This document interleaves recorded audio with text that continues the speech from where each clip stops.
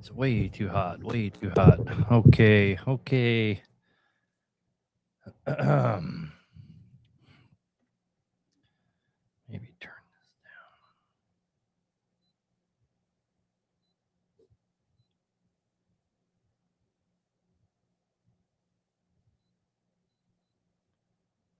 down. Mm-hmm. There we go. It's a little loud, but it's really hot, so I'm gonna leave it on. Hey, how we doing, guys? This is Hack Nation Live. I'm your host, Aaron Bennett, back live again on a Wednesday night. Already seeing some familiar faces pop into the feed. Like always, guys, I appreciate y'all. We've had an exciting day here. Yesterday, we kind of finalized on our piston crowns. That was pretty exciting. Obviously, I made a video about that, but I did mention in that video yesterday that we would be hopefully finalizing on our isotropic super finishing. Literally 20 minutes before the show started, we pulled our first run out of the machines, and they are unbelievable. You put them next to we did wrist pins. You put them next to a factory wrist pin, and you can see the reflection in the ones we just did kind of looks like looking literally in a mirror, and compared to a factory one, there's no reflection at all. So it was successful.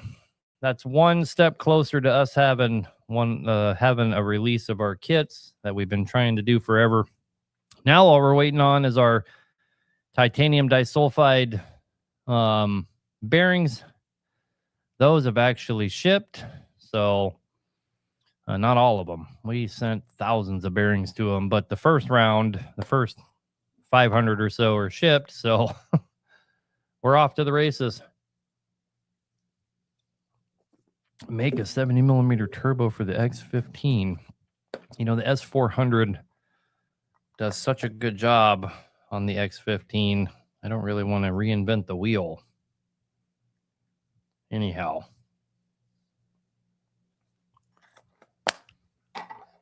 Anyway, guys, as always, this is a caller-centric show, or at least it's meant to be. If you guys want to call in and be a part of the show, it's 573-422-4225. Again, that's 573-422-4225.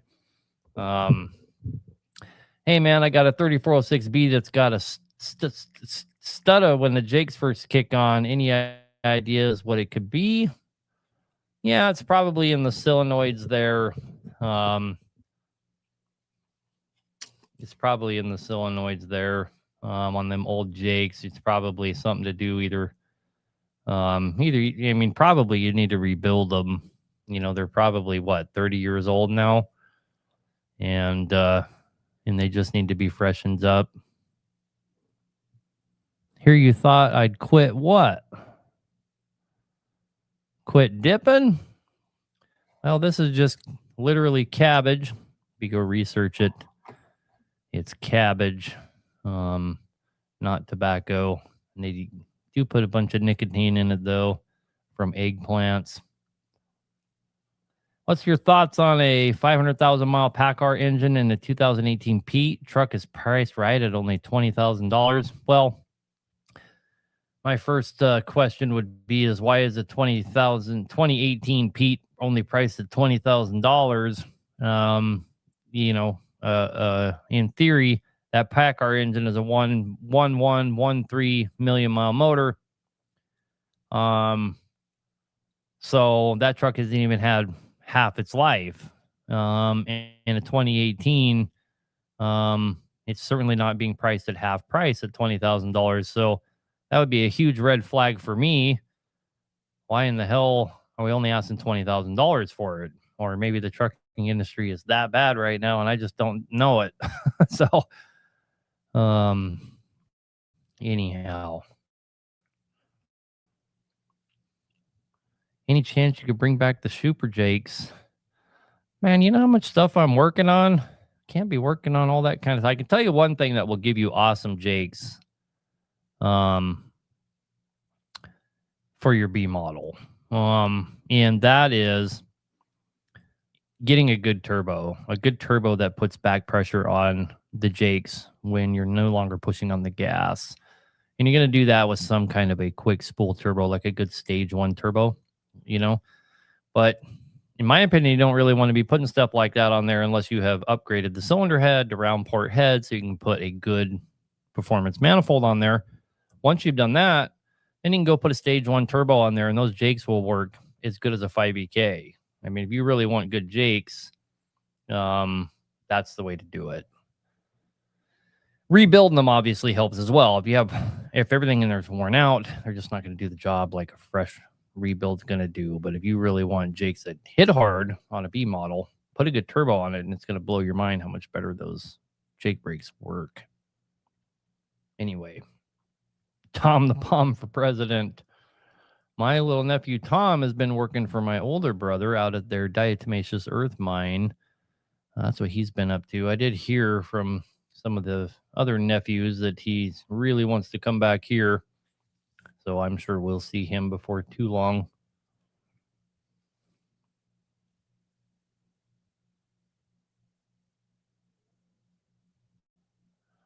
I have a 3406B that spun a bearing and the placard fell off due to age. Doesn't matter if you're saying you're trying to figure out the end of serial number. You go back there to the passenger side and you look at the top of the block, discount the head, top of the block, bottom of the block, right about 3/4 of the way from the bottom or a quarter way down from the top. And in there, in between 5 and 6, is your engine serial number. It is engraved in the block. You may have to do some elbow grease on it to be able to see it, but it's there. You can find it. That's your engine serial number. You don't need that placard. When are you going to clone yourself? Well, I always thought when I was younger that cloning was going to probably be the thing of the future, but you don't hear much about cloning anymore. And I think that the idea of cloning has just been abandoned for the fact that AI is obviously such a much more viable thing than cloning. Who wants a clone that you need to feed and take care of and has all of the same problems you have when you can just make a AI version that doesn't have any of those problems? I think more than anything, AI has pushed cloning off into the back rooms where it will never return from.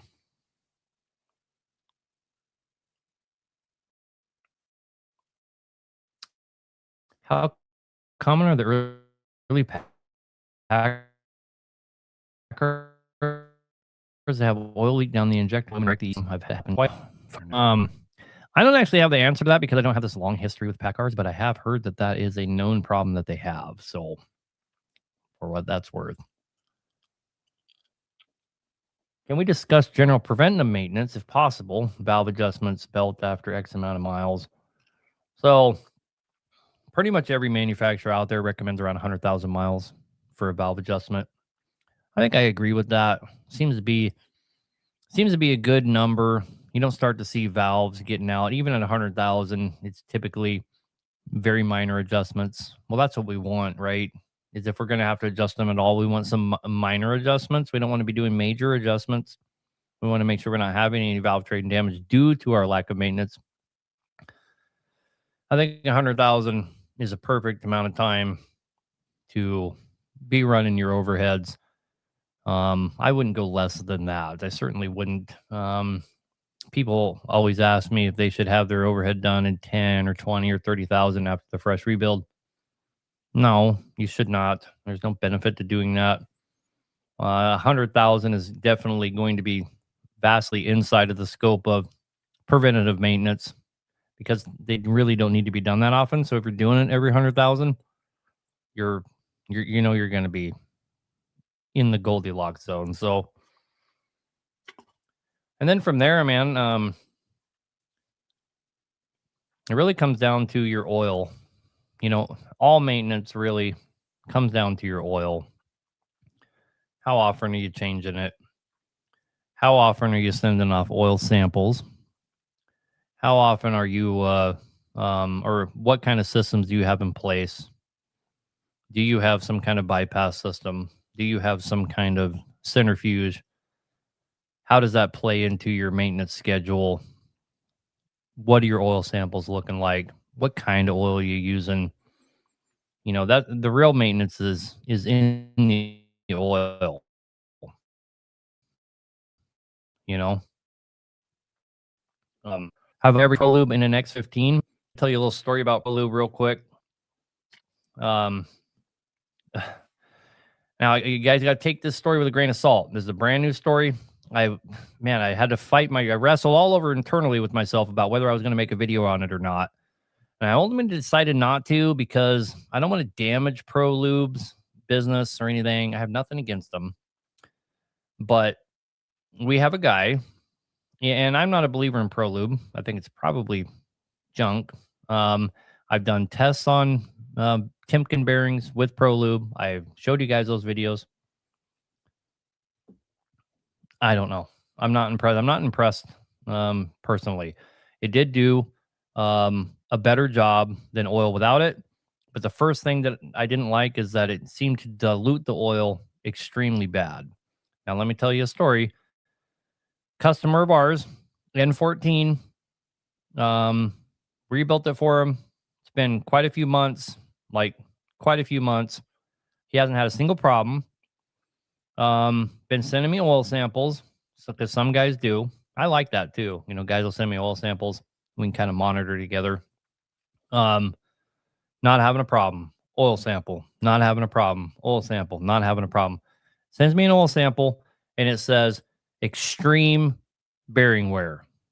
Like red flag through the roof, park the truck. The engine's full of copper. Okay.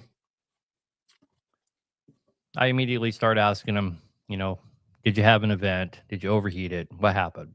Okay. Real quick, let's go down the things that can cause bearing wear on any engine. Number one, dilution. You're getting oil or you're getting coolant in the oil. This is going to tear up your bearings. Okay. This is what you see bearing wear from. And, barring age, of course, million and a half miles. So dilution or some kind of an external event like an overheat. In other words, you lost coolant. It got so freaking hot. It was insane. And the oil thinned out so bad. It lost all its viscosity, wasn't doing its job, smoked the bearings. So it's lack of lubrication. All of these really come back to lack of lubrication, of course. What's the other things? The other thing is maintenance. You just completely neglect your maintenance. 100% neglect on your maintenance. Never change the oil. Oil loses all its viscosity, stops doing its job, tears up the bearings. The last one, excessive blow by into the engine, destroying the oil from combustion gas, soot, and all that going into the crankcase, destroying the oil. That's pretty much it. I just named everything that can cause premature bearing wear to an engine. There's really nothing else. This guy went in one oil change interval from having everything perfect to everything's fucked. None of the oil samples showed any dilutions. None of it showing excessive soot, any of these things. So I have all this evidence here. So it's really, did you overheat the truck? N14, I can see if you overheated the truck. Well, critical history says he didn't overheat the truck. So I'm drilling him. I'm like, man, what did you do anything different? He's like, well, yeah, this last time I changed the oil, I decided to add a gallon of Pro Lube.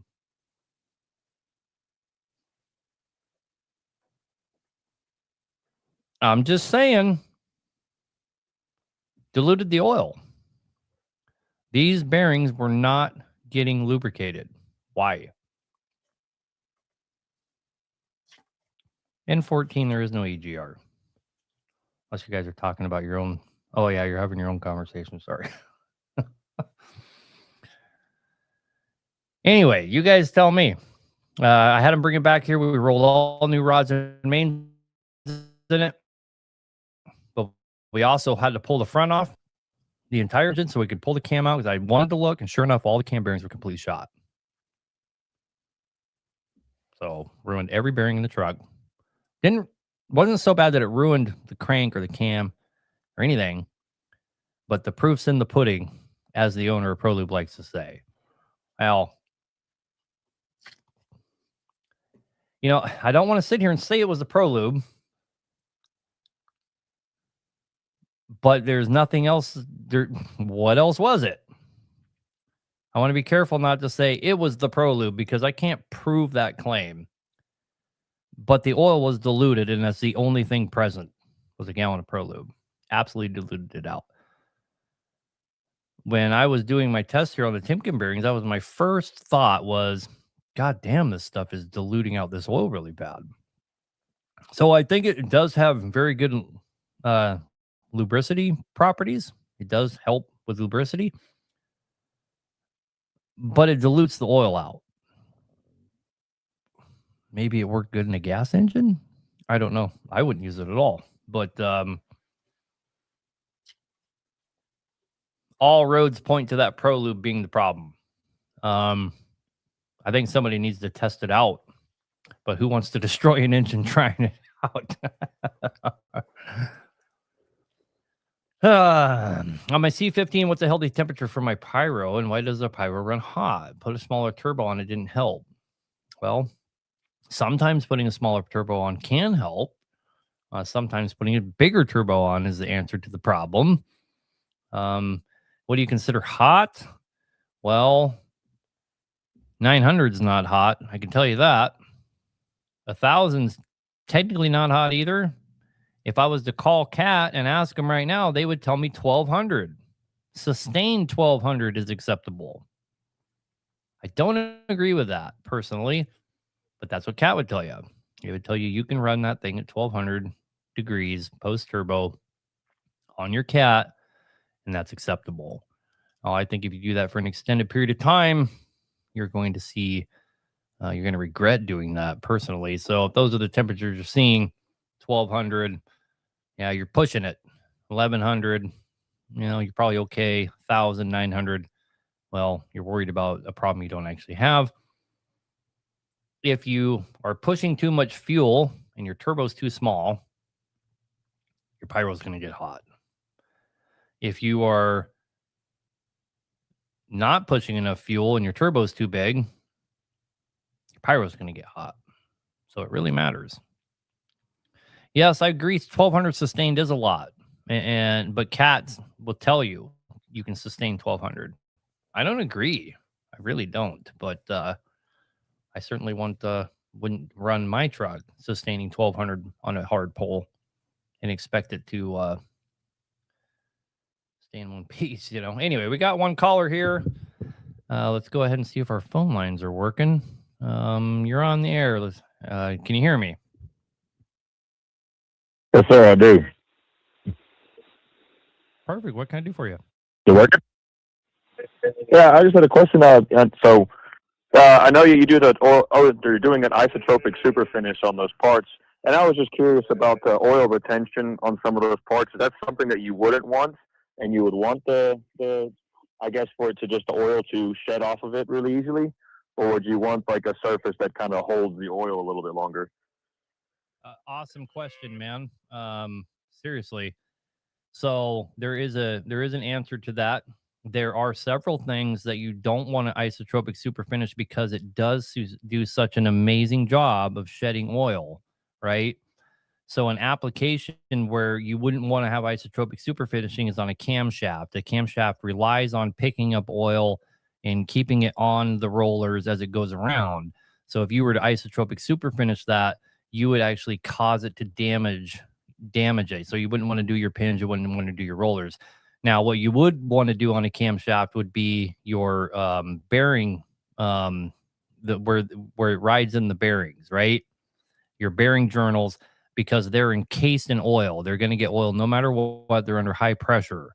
That would be a spot where oil shedding is going to actually help you out, okay? Isotropic super finishing eliminates all the parasitic load. It's amazing. So and the other thing that people don't understand about REM finishing, which is an easier way to say it, is it makes the metal astronomically stronger. Let me give you an example. If you guys remember back when the switchblades used to be illegal, they've kind of legalized them everywhere now. But back in the day, it was worse than having a fucking machine gun, it seemed like. So they came out with the spring-assisted knives. Now, when they first came out with the spring-assisted knives, it didn't take very long before they got a really bad rap because the spring failed really quick. It's maybe flip it out 50, 60 times. Now you just got a piece of shit that you got to open like a normal pocket knife, right? And then it seemed like all of a sudden all those knives got better. And nowadays you go buy a spring assisted knife, that thing will last you a lifetime. Do you know what they did to make that spring last a lifetime? They put that finish on it, I assume. That's it. They just rim finished them. It made it that much stronger that it lasts a lifetime because they rim finished the springs. That's it. That's all they did. Interesting. Okay, yeah, I was just curious about that. I noticed that some of your parts had the finish on it and some of them didn't, and I assumed that was the reason why. Yeah, some parts you would cause a catastrophic failure, so you got to be selective and know what you're doing. Wonderful. Well, that was all I had a question about. So, thank you. All right, brother. Have a good night. You too. Yeah, it's a really good question. Really good question. There's a question I had too is, oh man, why can't we isotropic super finish the whole camshaft? And that was my first thought is how cool would a camshaft be if you did that? And well, cool isn't always the best thing. John, you're on the air, brother. What can we do for you? Yes, sir. So I got a C15, and it's overpressuring, and I've got black in the radiator, in the water. It's not oil, it's not mixing. I can't figure out what it is. It's soot. That's what I thought. Blown head gasket. Well, I mean, yes, technically, most likely, but you most likely can correlate that to an event you had at some point in the last 6 months or year or whatever, where you probably lost coolant, heater line, who the hell knows what. And even if you caught it quick, if you can correlate it back to any time that you had, okay, I had to add a couple gallons of coolant, you can pretty much go into it knowing that you need to do the head because you're going to throw a head gasket on it and the problem's going to come back in 3 months. Yeah. So anytime, and this is just not me trying to get money out of you. You're not talking about bringing it here. In my experience, it's like almost 100% of the time, if you can correlate it back to an event, don't fuck around, change the head. You're going to thank me later because you're going to be back into it again and again and again, doing whatever you can to avoid buying that head. And the problem's going to keep coming back. Okay. All right. Well, that was the only question I had. I thought it was soot, but I wasn't for sure. Oh, yeah. Guaranteed. Dang. All right. I appreciate it. Yes, sir. Keep up the good work down there. Yep. Bye. You too. I hope they all go like this all night. This is great. Aaron, you're on the air. Love the name, by the way. Thanks, man. Hey, so I commented a little bit ago.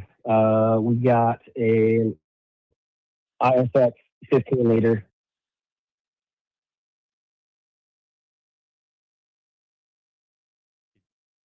Oh, sorry. So I got an ISX 15 liter in 2007. Sorry. There, I started getting the video feedback from Facebook too. But we had it rebuilt with a PAI overhaul kit 11 months ago. Bought an OEM head for it before I kind of dug into the knowledge from your pages. And 2 months later, had an external oil leak from the head gasket. They replaced it. A different technician from the same shop did that. They claim that the liner protrusion at that point in time was 12 thousandths across all 6 liners. And we started pushing coolant a couple weeks ago and started having excessive blow by. It didn't get measured by the shop before they tore the head off of it. But the cylinder liner protrusion is 5 to 7 thousandths on all 6 liners now. and the head gasket blew between cylinders 2 and 3. And we're also seeing some polishing of the liners where the cross hatching is kind of going away in a couple of the cylinders. My biggest question, because the shop is putting the warranty on us, is there anything with the cracked head building compression in the coolant system that could cause that polishing in such a short amount of time that I could have to kind of have something to lean on? Who determined the head was cracked? We haven't yet. The head is actually at the machine shop right now, and it's going to get tested. So we're waiting on that for sure. But so the things that we know are that we have a couple of exhaust valve seals that were leaking into the exhaust ports from the head. We have a cam bearing that is showing signs of metal. Where did you get this head? It was through Highway and Heavy Parts, through the shop that we had it at. The Highway and Heavy Parts doesn't sell reman cat Good. heads. No, this is for Cummins, ISX. They don't sell reman Cummins heads. Okay, well, the Cummins part number, so I'll have to dig into that then and verify that. Today's been the day that we've been digging into all of this stuff, so I'll double check that part. I'm going to guess what happened is you got charged for a new head and you had a used piece of shit put on your truck. Yep. That's what happened. Highway and Heavy Parts doesn't sell reman Cummins heads. It's not a thing. Okay. Because, yeah, we're working with Highway and Heavy Parts because they have an invoice for a head. So that's where I'll just have to dig into it because the part number came back to an OEM Cummins head. Oh, well, all these aftermarket guys use OEM part numbers. You have to look at the cast. Okay, that's where, yeah. And that's where my mistake is then. Okay. Yeah, we have the casting number. I just don't have it. You know. Well, I'm going to defend Heavy Parts. Here's the thing. If head's cracked out already, you got something way bigger going on than their cylinder head. Right? They're not gonna warranty a cracked cylinder head. No way in hell. Because how is that a parts failure? The heads don't crack from parts failure. They crack from external things happening, like overheating, which you said you've had these coolant issues, and they fail from tuning issues, right? Yep. Whether intake air is getting too hot or we're burning too hot, some kind of heat. All of it's heat. Somebody just said the word heat. They're right about that. They're all heat related. That head's cracked from heat relation, which they didn't do when they manufactured it, right? So, correct. Well, what sounds like not being done is figuring out what the cause of failure was. You have some low liners. Okay, is it all low liners and you were like blowing the head gasket and superheating the coolant and that cracked out the head?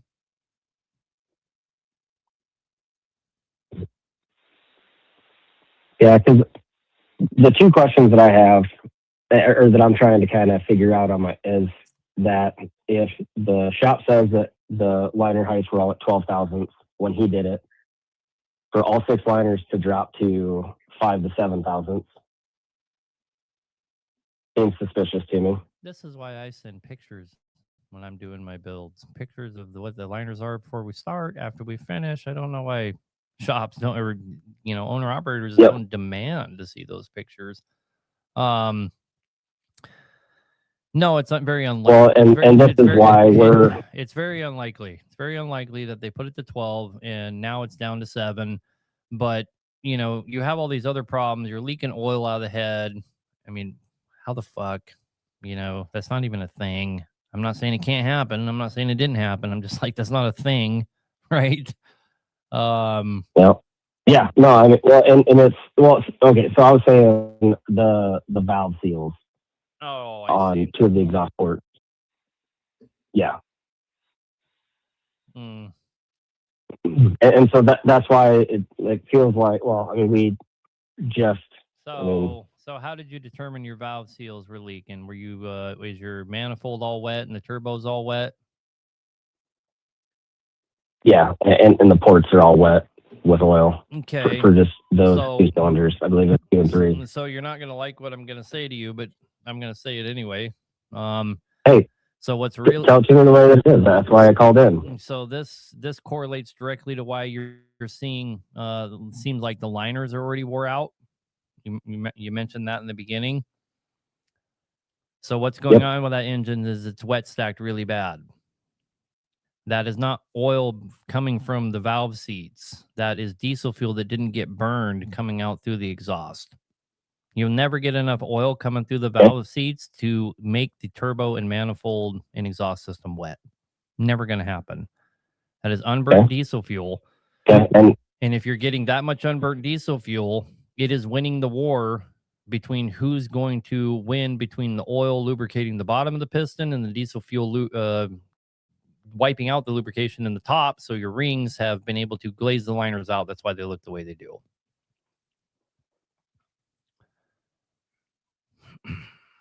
so we're looking at possibly a tuning issue then, or an injector issue, or massive idle time on a brand new engine, not keeping up to operating temperature. Yeah, the newer the engine is, the more susceptible it is to damage from that. Ask me how I know, unfortunately. Yeah, absolutely. But yes, it certainly could be a tuning issue, of course. So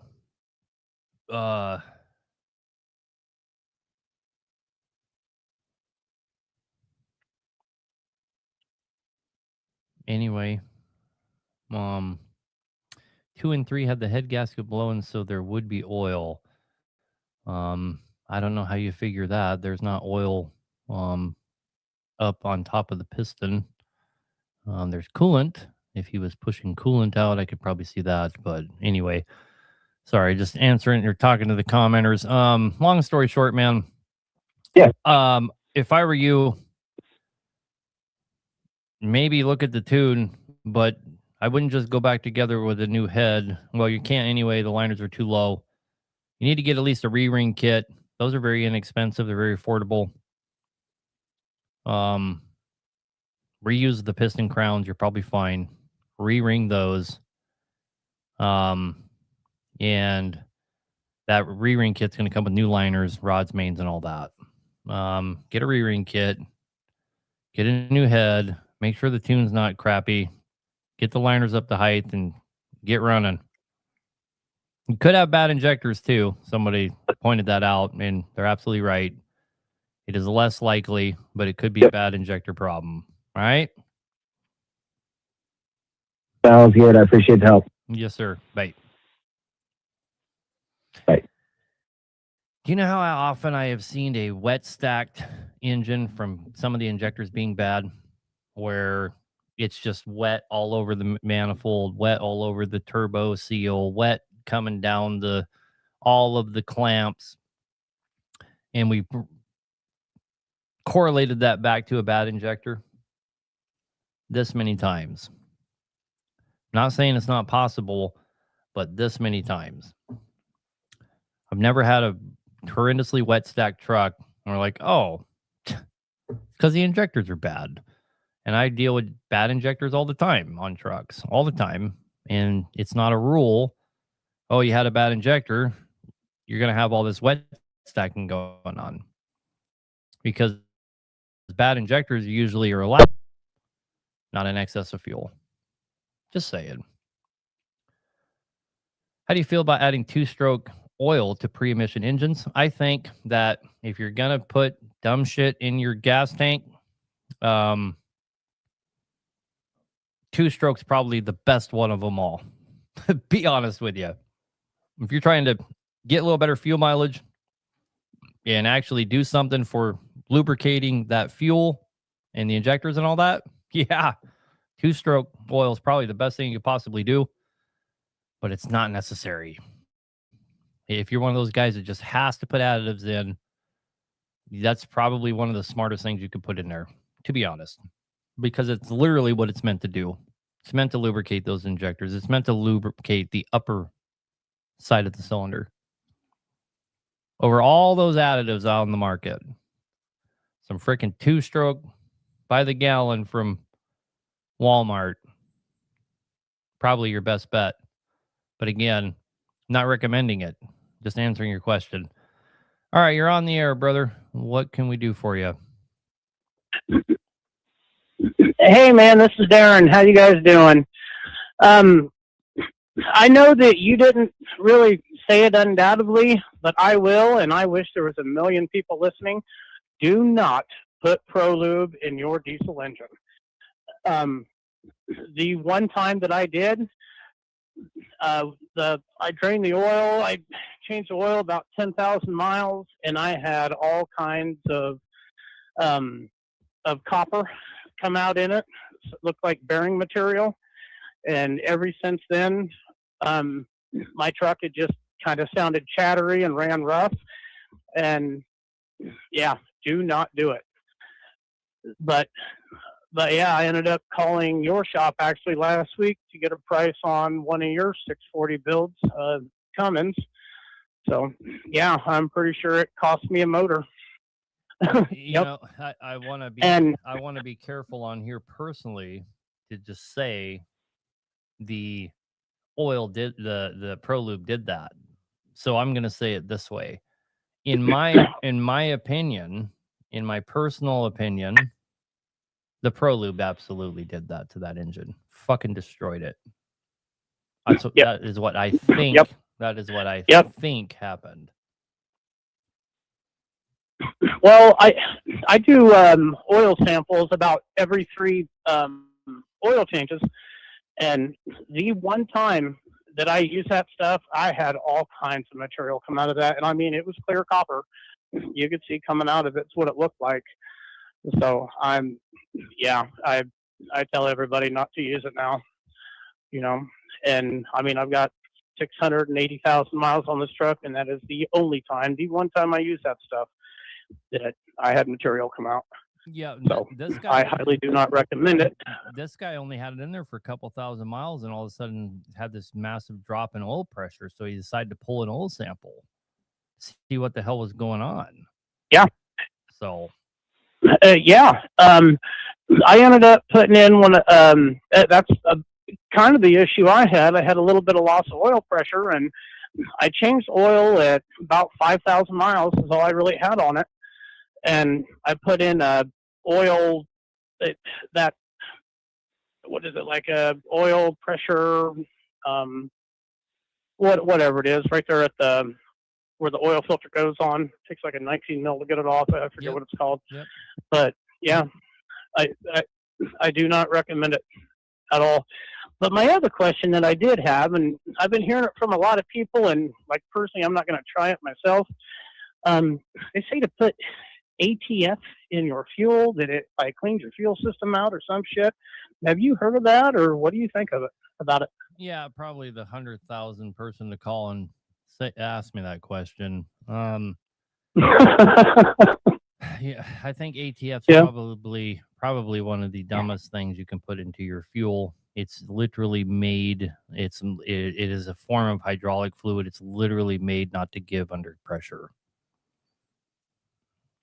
That's kind of what I was thinking. But yeah, I heard people say it, and it really sounded kind of stupid to me. But yeah, kind of wanted to get the opinion of the doctor. So for sure. You know, we see injector tips get blown off, and you know they get blown off typically only from one of two things. It's either water or air. Mm-hmm. Having air in your system is actually can be pretty dangerous as well. But if you're taking the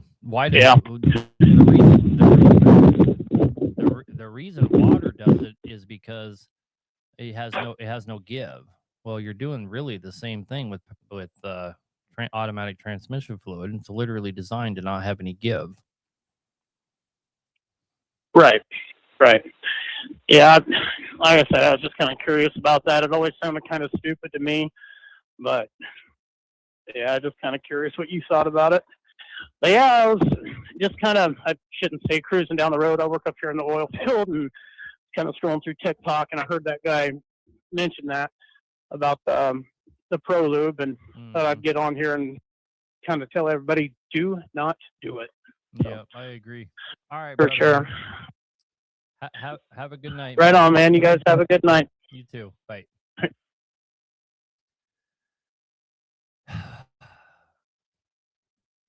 Well, now you have two testimonials, and they're identical stories.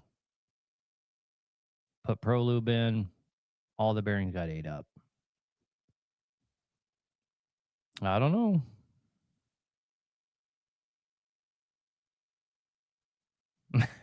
Oil field guy on the booze and cocaine fracking for life. Tabernac. Taberfrack. Did I know Aaron Stokes with Shop Fix Academy? Nope, I didn't. I don't know that name. So, anyway, here we go. Shannon Osmus, you're on the air. What can we do for you? Shannon. Hey, Aaron. How are you? Good, man. Good. So I'm going to ask you to completely guess on what's going on with this deal, but just want to preference up front. So I bought this 2010 Columbia with a fresh, they pulled the motor out, did a complete rebuild on it. Why they put it back, I don't know, but they put it back together. Anyway, the oil cooling housing on the front was leaking. And so pretty bad. So when I got the truck back out to Oklahoma, and then I leased on with this company, I was up in the Chicago area, and I put the truck in the shop because it was leaking so bad at this point. It's like going through a gallon of oil every day.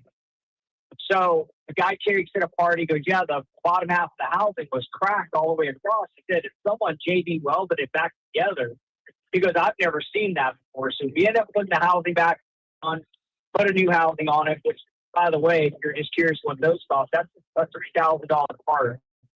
So got that put back together, and the truck's running good. The problem is I've still got a mystery leak somewhere. It's not going through it's not burning any oil. It's leaking because, back behind the motor, it's just covered in oil. And I'm wondering do you think I need to now just have do you think a rear main seal's out this truck, or is there a line or something I'm missing, or what would you suggest I have to mechanic look at next? Are you there? Yeah, I'm here. Hello? Yeah. Oh, so sorry about that. If you have a mechanic that's worth any shit at all, you should be able to find it in a couple of seconds, whether it's rear main seal or what. Yeah, well, he wasn't focused on it.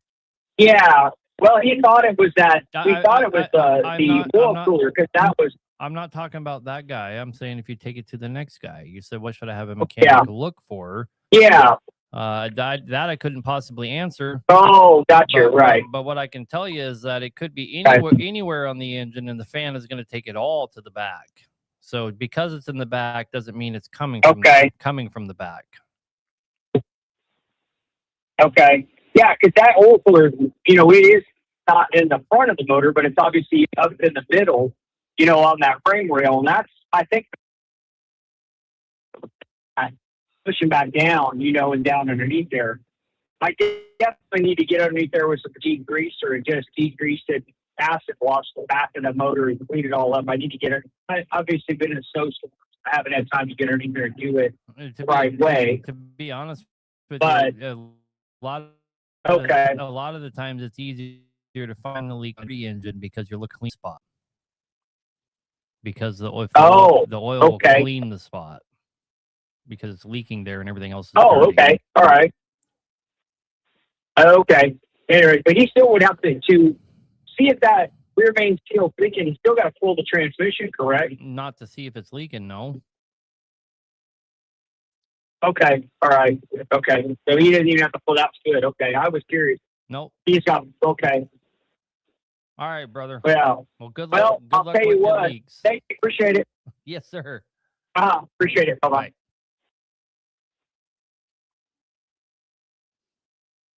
You guys are so ridiculous. Be nice. Be nice. You know, we only know what we know. I have to remind myself of that all the time. You can imagine that in the trucking world, I probably get the most amount of questions where my first thought is how do you not know that or the answer to that, right? But there was a time when I didn't know the answer to that. You could pick any question. There's a time when I never owned a truck, right? So somebody asked me how much Peterbilt's paying me to have that sign up. Not a damn thing. I just love Peterbilts, man. I just love Peterbilts. I owned them. I owned lots of them. Always liked a flat top 379. I never owned a 389, but I sure have driven a hell of a lot of them. But a 379, man, it just can't be beat in my opinion. I love a 379 with a seat all the way on the floor, 18 speed on some 24s, some tall 24s. Come on with it. With some cat power, straight pipes. That's my idea of a truck. Anyway, Greg, I believe is your name. You're on the air, brother. What can we do for you? Not too bad. How's it going here? Good. What can we do for you? Yeah, I was wondering if you heard of Hawkins products. Like diesel engine products? Yeah, like Hawkins heads and so on and so forth. No, never heard of her. Oh, okay. So, I'm doing an in-frame there, and I just ordered an aftermarket, and through my supplier, it came back as Hawkins. Huh? Never heard of it. I'm looking in the comments to see if anybody pipes up that they know what you're talking about. Never heard of it. Are you sure they didn't get it off of Temu or something? Let's see. No, I know for sure. It's no. Some guy here says he has a Hawkins head on his ISX. Canadian guys are piping in saying they use Hawkins all the time. You're not in Canada, are you? Yeah, I'm in Canada. Okay, so here's gonna. Yeah, I'm gonna take a stab in the dark here. Most likely, what you have is like our version of Diesel Cast. Diesel Cast would be like most people when they buy a head doesn't matter who the hell they buy it from. It's gonna come from Diesel Cast, but Diesel Cast doesn't make any of them. Jera makes them all, right? So Hawkins is probably your version of a Diesel Cast. I mean, Hawkins isn't making heads in Canada. Canada doesn't have forges for doing cast iron heads, guaranteed. Your guys' laws are about as bad as ours. So Hawkins is probably, I'd have to see what the casting mark is on it, right? And I could probably tell you who actually makes Hawkins heads. I got about 45 years. About 45 years experience. It looks pretty. It looks pretty reputable. So it definitely doesn't look like junk. No, they're probably selling. That's kind of what I'm trying to get at. Is everybody kind of has the same stuff, right? Because there's not a million manufacturers out there. There's just a million middlemen. That makes sense? Yeah. Well, I'm gonna be honest with you. I was an OEM fan until I seen one of your TikToks, and then what you said to me changed the way I looked at it. Well, I don't know whether to say good or not, but OEM certainly. I think OEM lost their seat to aftermarket in the late 80s. I think it's been that long ago. But aftermarket had to establish themselves as the top of that heap, and that took them all the way through the 90s to do. So you guys are making you're not casting your own heads or anything, right? You're just No, so like I'll give you an example, right? We're in talks right now about coming out with a billet crankshaft, like an actual billet crankshaft, because we can get them for only a couple thousand more than a cast one. You would think it would be substantially more, but it's it's really actually kind of reasonable for a billet crankshaft. But we're talking to people in Brazil, because you're not going to talk to people in the United States for something like that, right? We're in talks on getting our own new cast blocks. Well, we're talking to people in Brazil, because there's a reason the OEM, Cummins and Cat and everybody else has all that stuff made in Brazil, because they're the only ones in the world doing it, right? It's either Brazil or China. And because of the tariffs on China, you're forced to go to Brazil. Cylinder heads, almost, I can pretty much guarantee you, no matter what brand is stamped on your cylinder head, it came from China, because they're the ones making them. It is what it is. There's nothing, you can't get around it. Well, the OEM's lost its step on the market since a long time ago. So, and as far as Cat's concerned, I don't think Cat gives a shit.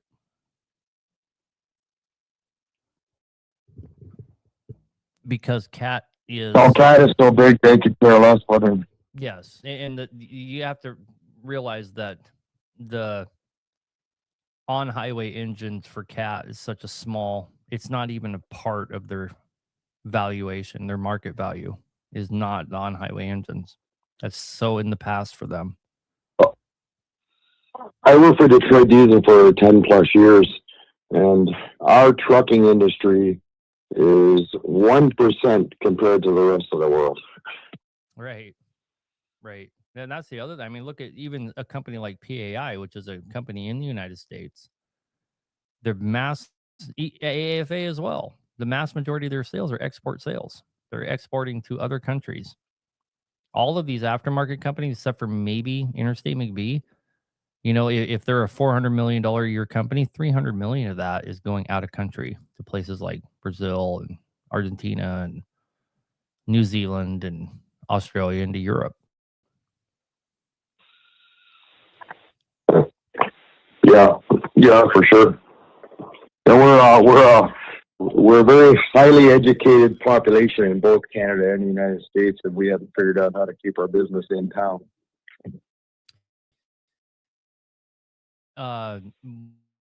Well, you get the government out of it. That's how you do it. The government regulating us out. You don't bring manufacturers by putting a tax on everything that the Americans and Canadians pay called a tariff. You do it by deregulating everything and making it possible for manufacturing to return. Well, I think between your president and our prime minister, this part of the continent is pretty much over. Well, that's what we get for putting our faiths in leaders instead of in ourselves. But anyway, brother, have a good night, man. I appreciate the phone call. Yeah. All right. Sounds good. Thanks.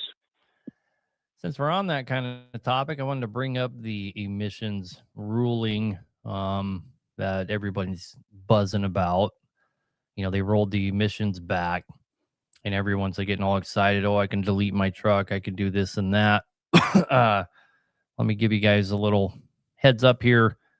Don't be deleting your truck. Those rulings have nothing to do. They will not affect the trucking industry at all. The EPA stuff that they rolled back does not include all of the provisions for DEF, DPF, EGRs, and all that. That's all comes from rulings that have nothing to do with the Clean Air Act. The Clean Air Act, the only thing that related to our industry was the Clean Air Act forced manufacturers of engines to meet a certain criteria for fuel mileage. So the only thing that will change for engine manufacturers today is they will no longer have to make engines that meet a certain fuel mileage. That's it. All that other shit that you guys hate ain't going anywhere. It's still all part of the EPA. They're still going to enforce it.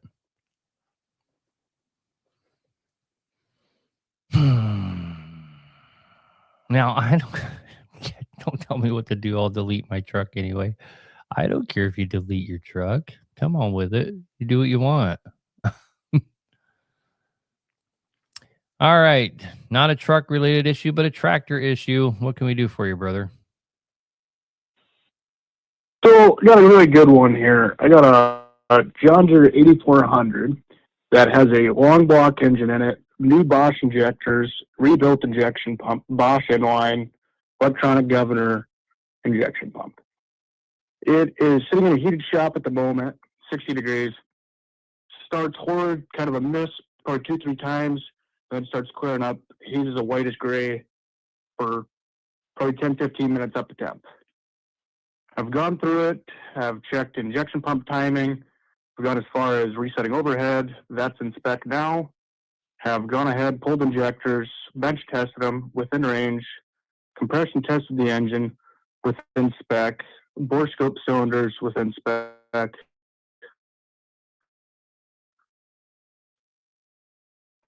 Put it back together, buy the shop.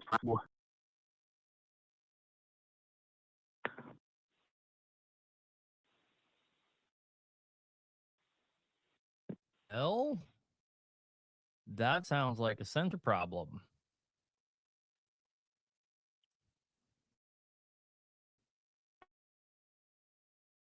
No codes.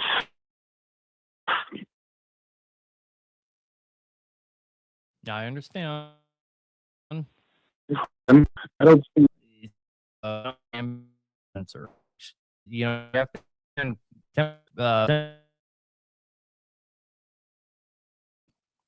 so, Yes, I understand that. So if they're only for electronic issues, that doesn't mean mechanically the sensor is not bad, right?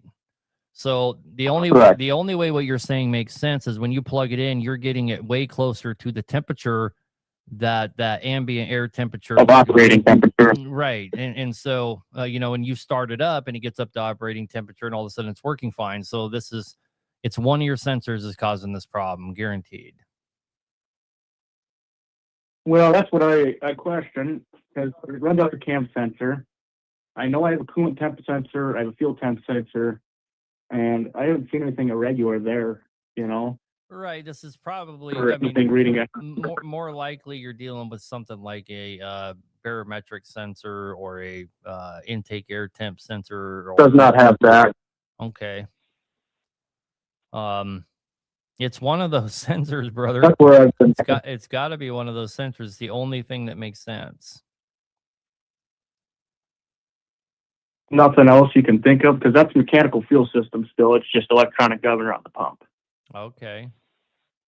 Not really. I mean, what else could So, correlate to your coolant being warm other than a sensor? Well, only thing I could come up to is you're closer to operating temperature, you know, that's the only thing I see there, like, unless I've got something internal. Sure, like, I mean, you could have a possible piston ring failure. Oh, here's the other thing. I mean, if it's just, you know, if it clears up and runs just fine, you know, you're just not burning fuel properly until it's warm. You know, if your coolant's warm, your oil is going to get warm really fast. So it could be, I don't know enough about that engine, right? Like a DT466, oil runs the fuel rail, right? So your oil temperature could dramatically change the way it runs. I don't know enough about that engine to know how the coolant relates to the runnability of the engine, right? I am a Deere mechanic, actually, and honestly have not found any failures, or no one's ever seen anything I work with along with this issue. Well, I mean, you have a good lead, right? You just have to work backwards. Your lead is if my coolant's warm, my runnability issue goes away. So you need to look at what could possibly make it run bad if the coolant isn't up to operating temperature, because it's obviously coolant related, right? And so it's got to be something. It could be the oil, right?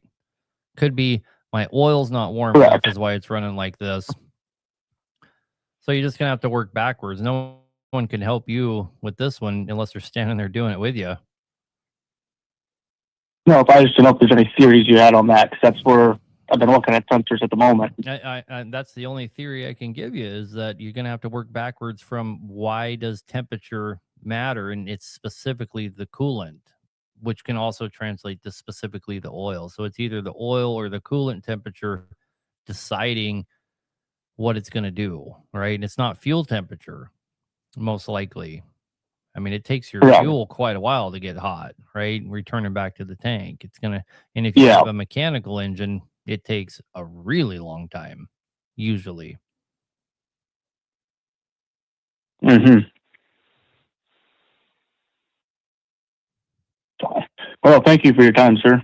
All right, brother. Sorry I couldn't help you more. Alrighty, thanks. Bye.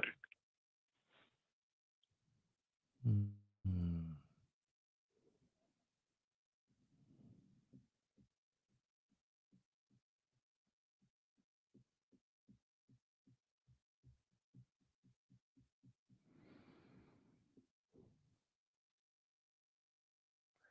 What motor that is exempt would be best for heavy haul? What do we mean by exempt? You all think it's injection timing? Well, then why would his problem go away when it gets warm? All right, you got an MX 13, EPA 13. What can we do for you, buddy? Other than tell you to drive it off a cliff. Hey, good. I'm kidding. Hey, can you hear me? Yeah, go ahead. I got a question. A buddy of mine has a 2017 with a Packard. It's a Kenworth T680 with a Packard. It's EPA 13. Just recently, about 2 weeks ago, he noticed his oil temperatures getting a little bit past 250, and that's a new thing. He took it to the mechanic. They had him. They put a new thermostat in, and it's still doing it. What else could be causing that problem? Oh, really, there's only two things that could be causing that problem. The oil cooler is no good, plugged up, whatever. But The oil cooler itself? mm-hmm. So the oil cooler is causing the Okay. issue. But Yeah, they're going after, he's telling maybe your turbo's messing up, but what turbo has to do with it, you know what I mean? no. So the most likely scenario is we're getting combustion gas into the oil. No, see, I've been listening to you religiously ever since the show started. And I asked him that, and he says he has 10,000 on his oil now. He changes it every 20,000. The oil's clean, and it doesn't take a drop.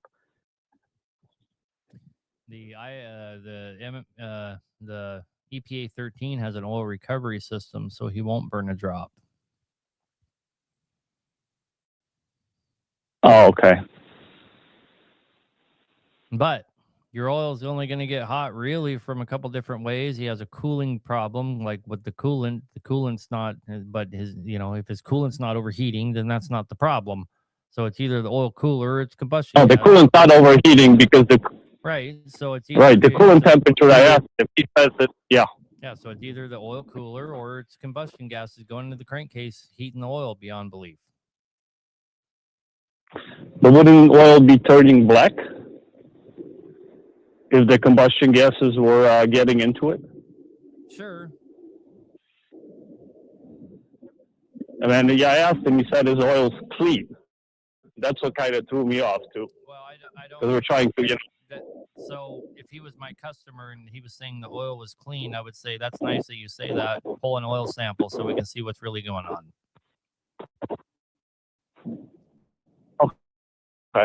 yeah, I didn't think of that. I'll let him know. But, okay. All right. So there's nothing else that could be causing it, though, Not really. besides the oil cooler itself and combustion gases getting into the crankcase. I mean, who am I to sit here and say it's not possible? It could be something else, right? I'm just telling you the things that it's very, very Right. likely it's one of those two. Okay. That's all I need to know. Just kind of, so that maybe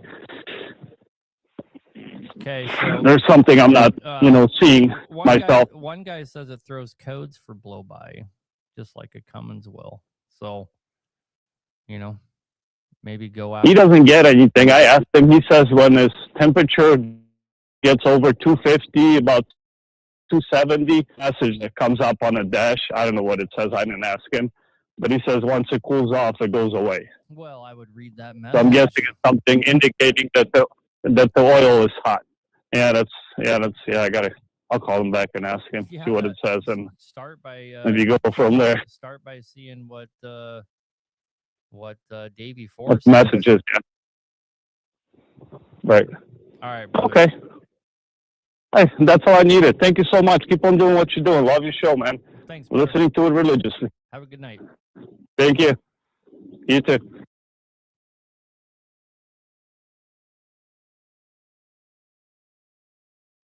New oil cooler dropped your temps by 20 degrees.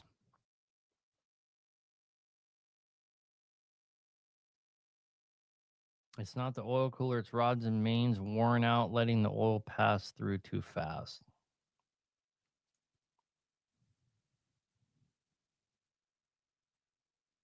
I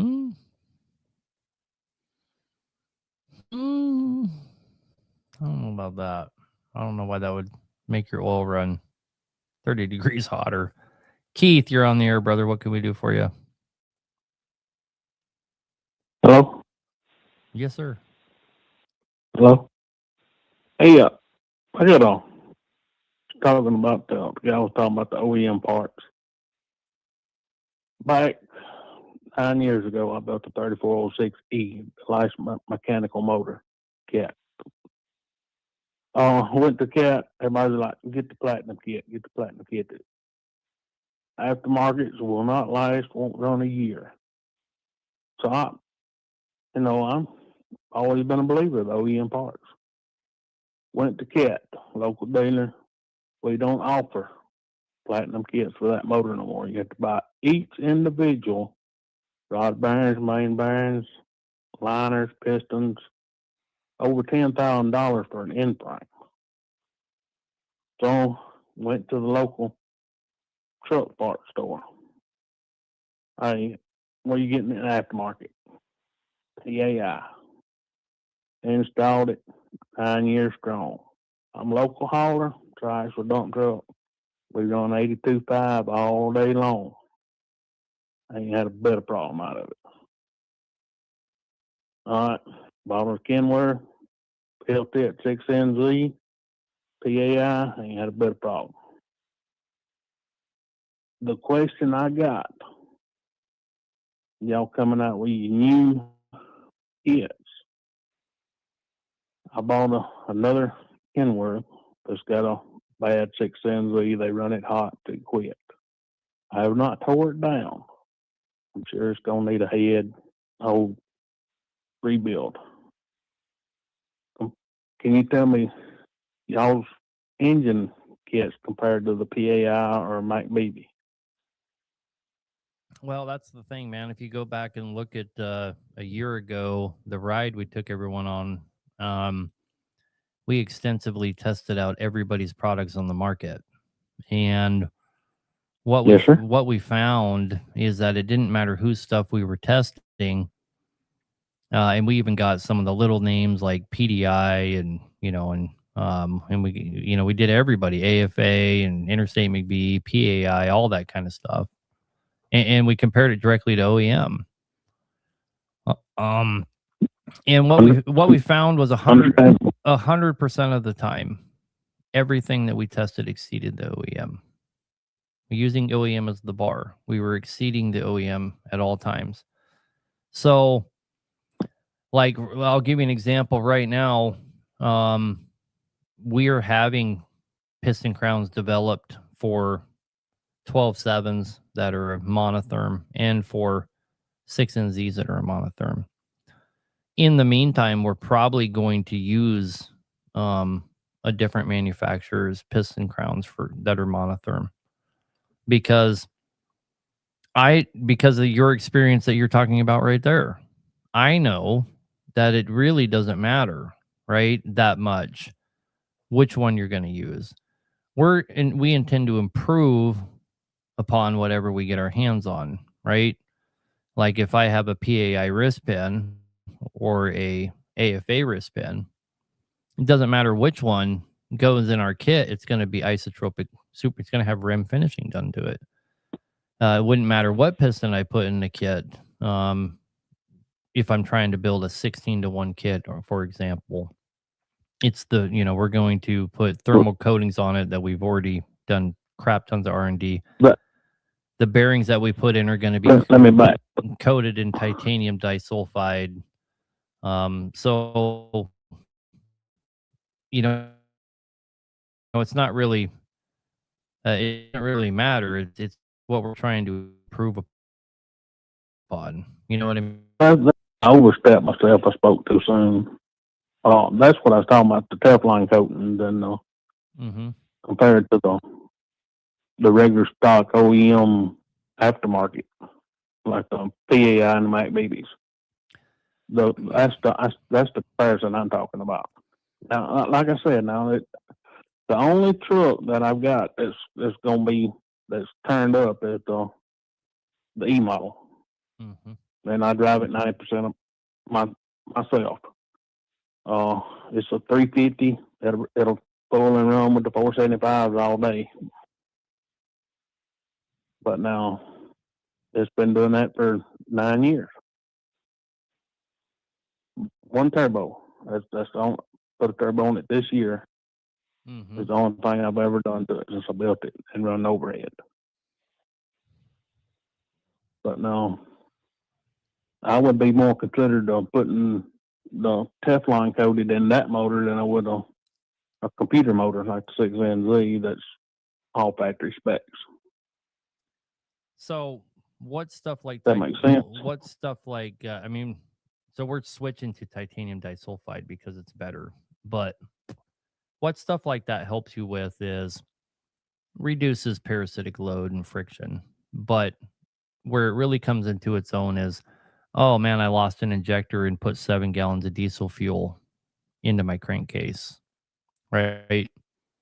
Okay, well, because I had titanium disulfide bearings in there, there's no damage to my crank because my bearings didn't come apart and destroy my crank. So I can put in new rods and mains and go back trucking, right?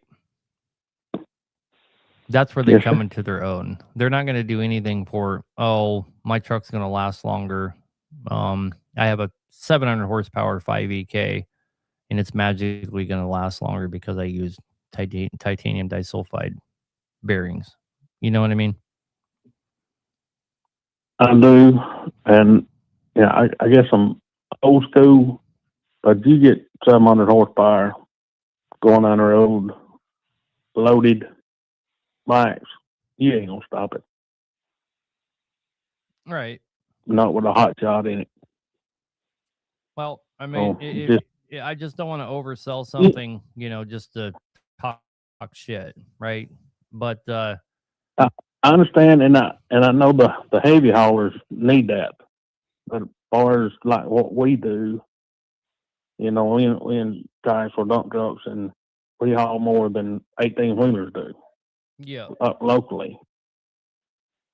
So we don't need all that, but I that's what I was getting at on the Teflon coated. I didn't understand that, but I do now. Yeah, it's a sacrificial barrier, really, and we have a oil coming out soon that's going to go right hand in hand with those coatings, so we're pretty excited about that. We have an oil coming out that's got cobalt in it, so if the hotter it gets, the more the cobalt will cling to the metal and create another sacrificial layer. We'll have that Understand. oil out in about a week. Pretty excited about it. But anyway, we're just, doing all kinds of things to try and not reinvent the wheel, but improve the wheel. And that's kind of what I'm saying with the kits. Yes, sir. I don't care. I mean, we want to have and we have manufacturers that are 100% behind us, but not what we're finding out really quick is one manufacturer doesn't, they can't do everything. You can only develop stuff so fast. So in the intern, do I care if I put PAI's pistons in a kit? Not one bit. I know that they're good. I mean, we're giving testimony to how good they are. I've had the same I'm experience. a firm believer in them now. Right. And I can give you testimonials of Interstate McBee's products that are exactly the same. And I've always said that when I drop a kit here in the next week, you're never going to see me come out and say that, all these other kits are junk, because it's just not true. I would be lying to everybody. Are we improving in the wheel? Yes. But we didn't reinvent the wheel by any stretch. I got you. All right, brother. Well, there's one more question if you got time, shoot. sir. Yep, got a lot of people on hold, so let's have it. This 6NZ, the guy run it hot to the quit. Just off the top of your head, you think it's going to want to counterboard? What do you mean by it quit? He run it so hot it quit. It put water on top of the piston and pumped it out the turbo. I know the head shot. Oh, yeah. Before I started worrying about liner heights, you're going to have to check that anyway. I would be looking really close at your crank. And make sure we didn't, make sure we don't have any crank damage. Make sure you're not out of round would be your biggest concern. That's that. Make sure you plastic gauge on there. Roll it a couple times. Roll it roll it. What is it, 90 degrees, and check it again and see if you got any variances on those rods, or unless you got really good tooling that you can measure it. What I've seen so far is I got 4 gouted pistons, gouted to the liners. Mm-hmm. So pistons and liners going to come out of them 4 holes. Yeah.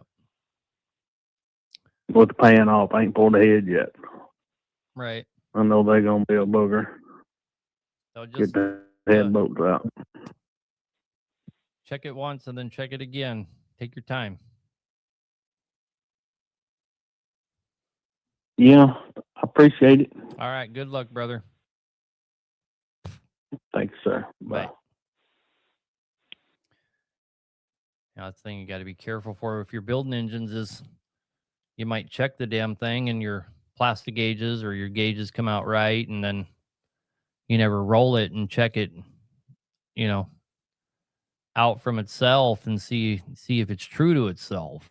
And I can't tell you how many times we figured out cranks were no good because they're oblong. They're like a football.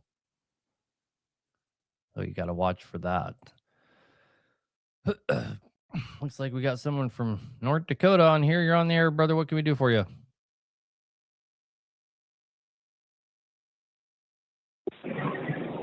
Hey, Mr. Aaron.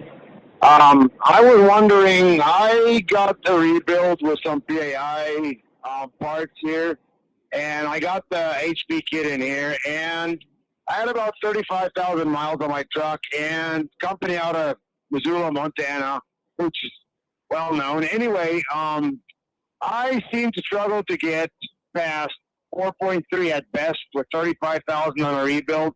Pulling hopper, 105. Doesn't matter if I run in the Midwest, North Dakota, South Dakota, Wyoming, Idaho, doesn't matter. 4.3 is what I get. If I drive 62, if I drive 65 at 1,500 or 72 at 1,400, it seemed to not matter at all. Well, Caterpillar engines are not famous for their amazing fuel mileage. At 4.2 or whatever you were getting there, that's about what they get. I mean, you're going to get guys, I get 6 out of my cat all day. But Cat's never made that claim. Cat never made claims that their engines get that good of fuel mileage. But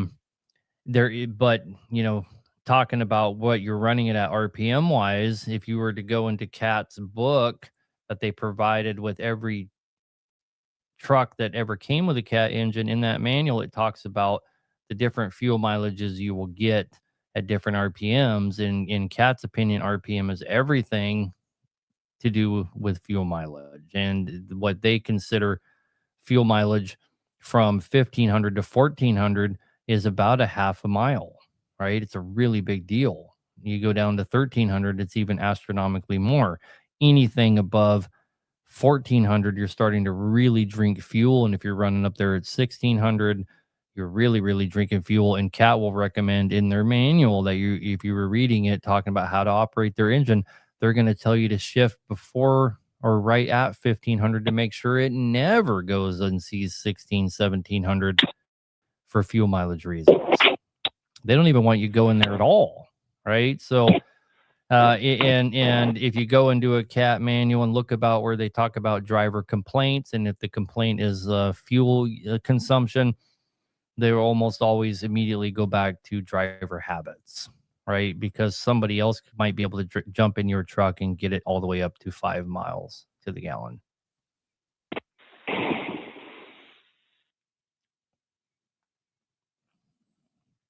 Gotcha.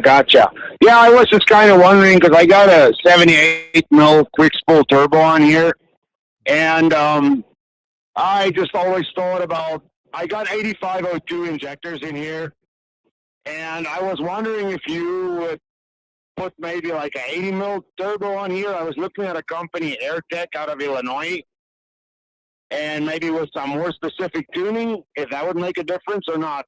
Well, probably if you went back to 8501 injectors, you'd probably get way better fuel mileage, and you probably wouldn't lose any horsepower.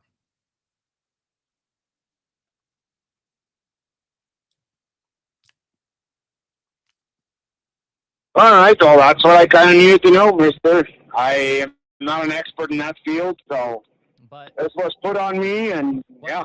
So if you go to a bigger turbo and you don't have the tune to support it, you're probably going to get worse fuel mileage. Most of the time, your fuel mileage, you're not talking horsepower here.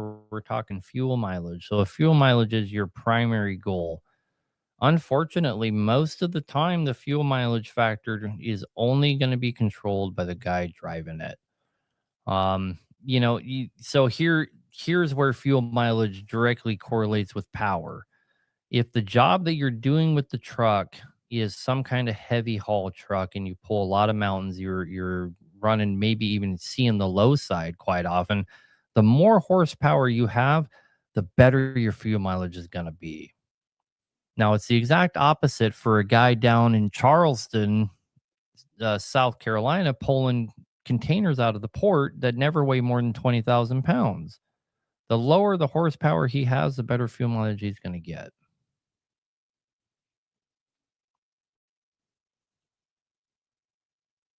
You there? Gotcha. That really makes sense. Yeah.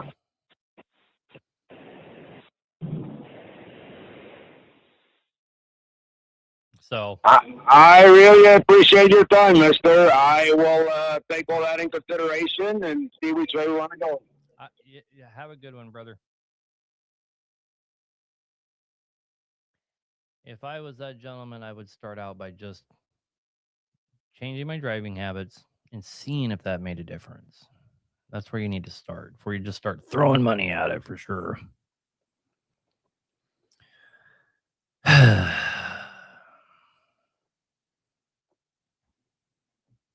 Anyway,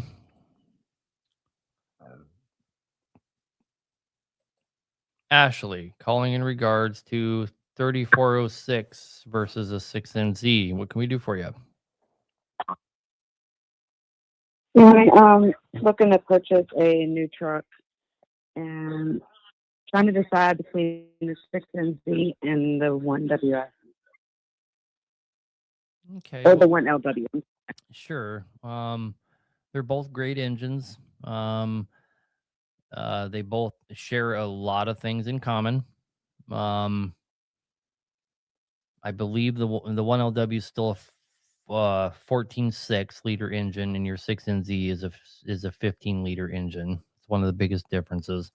But they're both highly capable, and they both can pretty much do the same thing. And for the most part, they're very compatible. I guess what I would do first of all, and I kind of tell this to everybody that calls asking, what truck they should get. They always base it on the engine. And I really think the engine needs to be the last thing you base your truck purchase on.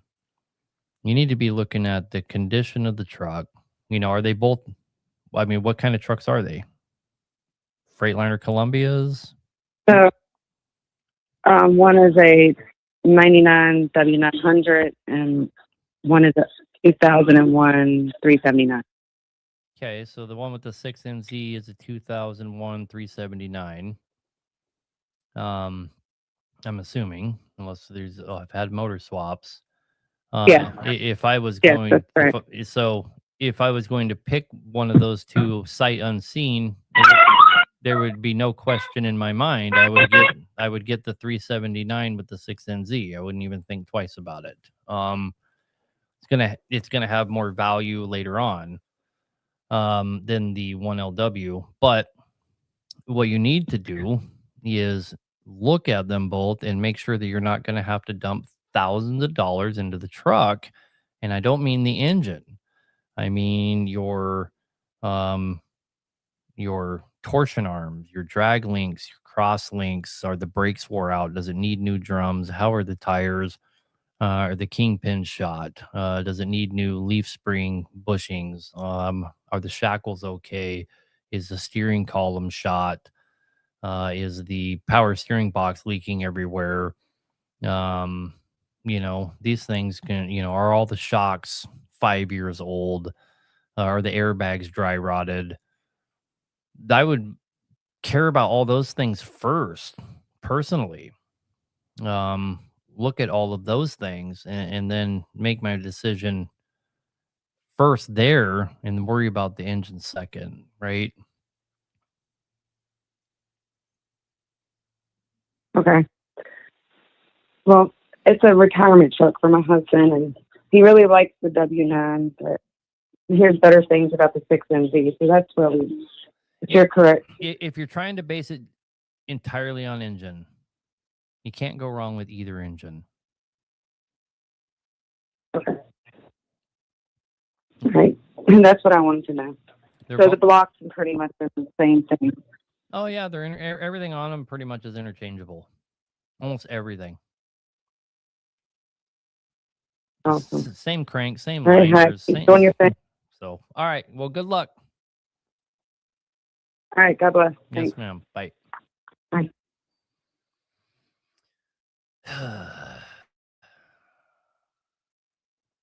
Aaron just rebuilt your whole truck.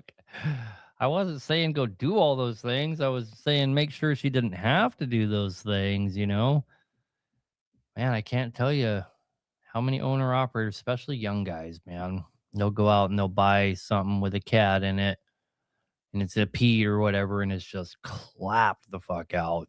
And they don't care because they don't even look at all that stuff. And then they spend, they go under because they just have to they never stop. It's a money pit. They never stop dumping money into it, Pete's are overrated. Jesus Louises. I owned more W9s than any other truck. I drove a W9 for 2 years on the haul road before I got a Pete. I owned 5 Peterbilt flat top 379s, and I had one that I personally, was my personal truck. I love a W900. Not gonna sit here and say that I don't love a W900, but if you're giving me a choice, it's gonna be a 379 Pete. Come on. Anyway, Greg, you're on the air, brother. What can we do for you?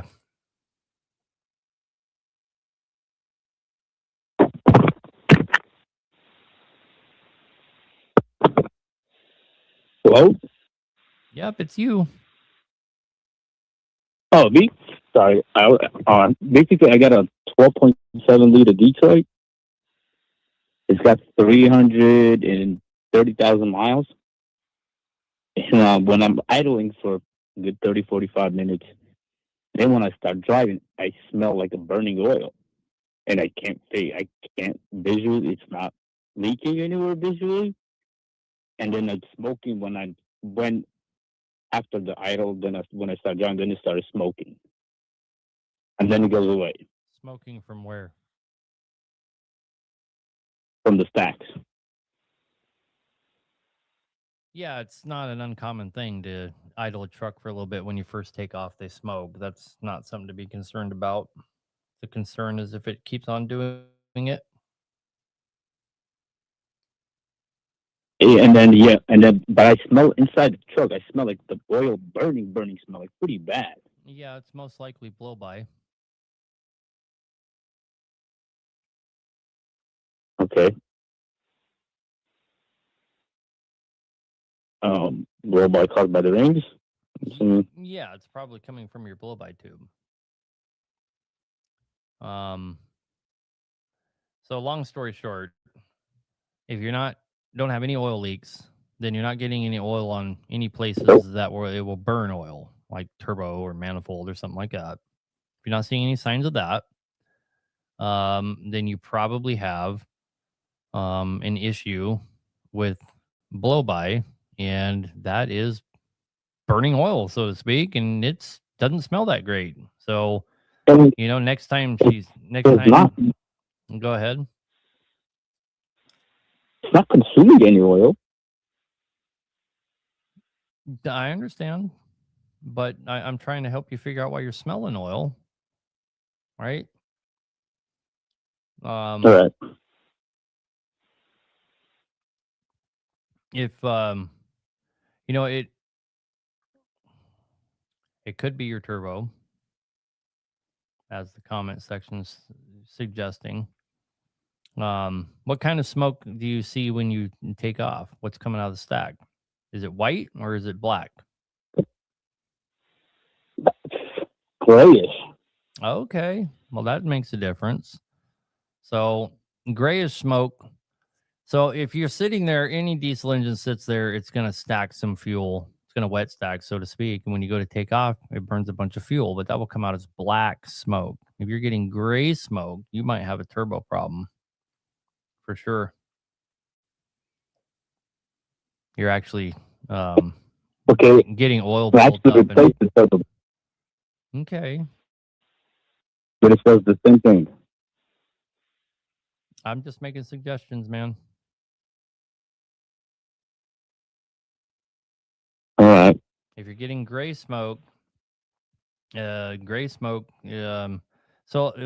like if you have raw oil burning in the exhaust system, it'll come out white, thick, white, grayish smoke. If it's diesel fuel, to be honest, I can't really tell because I'm driving.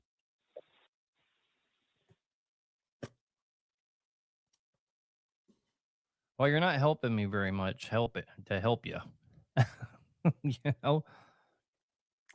If you're smelling oil, If you're smelling oil, it's either from the exhaust manifold side or it's from your blow-by tube. It can only be one of those two places. The only place it gets hot enough to burn oil to the point you'd smell it is from that exhaust manifold side. Turbo, your hot side of your turbo or your manifold itself.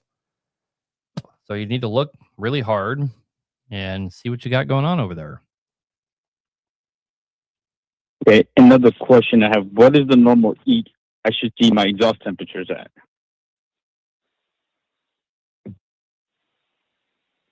What are your exhaust temperatures at?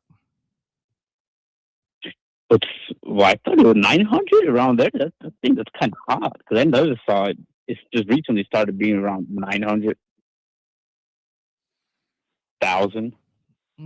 That's not hot. You're fine. All right. Yeah, and you need to check for an exhaust leak for sure. That's a good point. Exhaust leak will smell pretty bad. Make sure you don't have an exhaust leak anywhere. If you see any black soot anywhere on your exhaust system, then from the manifold where it bolts to the head to the turbo, where the turbo bolts to the manifold, anywhere along that thing, if you have black, that could be your problem. I don't see black. What I see is kind of like on my manifold, I see kind of whitish, grayish whitish. Like where it's been running out of your manifold seals? Yep. Do you have to add coolant ever? Nope. Okay, well, the only thing that does that's coolant. So, like you're saying, you never have to add any oil, you never have to add any coolant. So,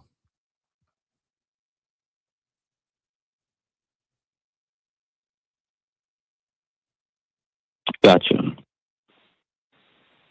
All right. Thank you for your time. all right, brother. Good luck.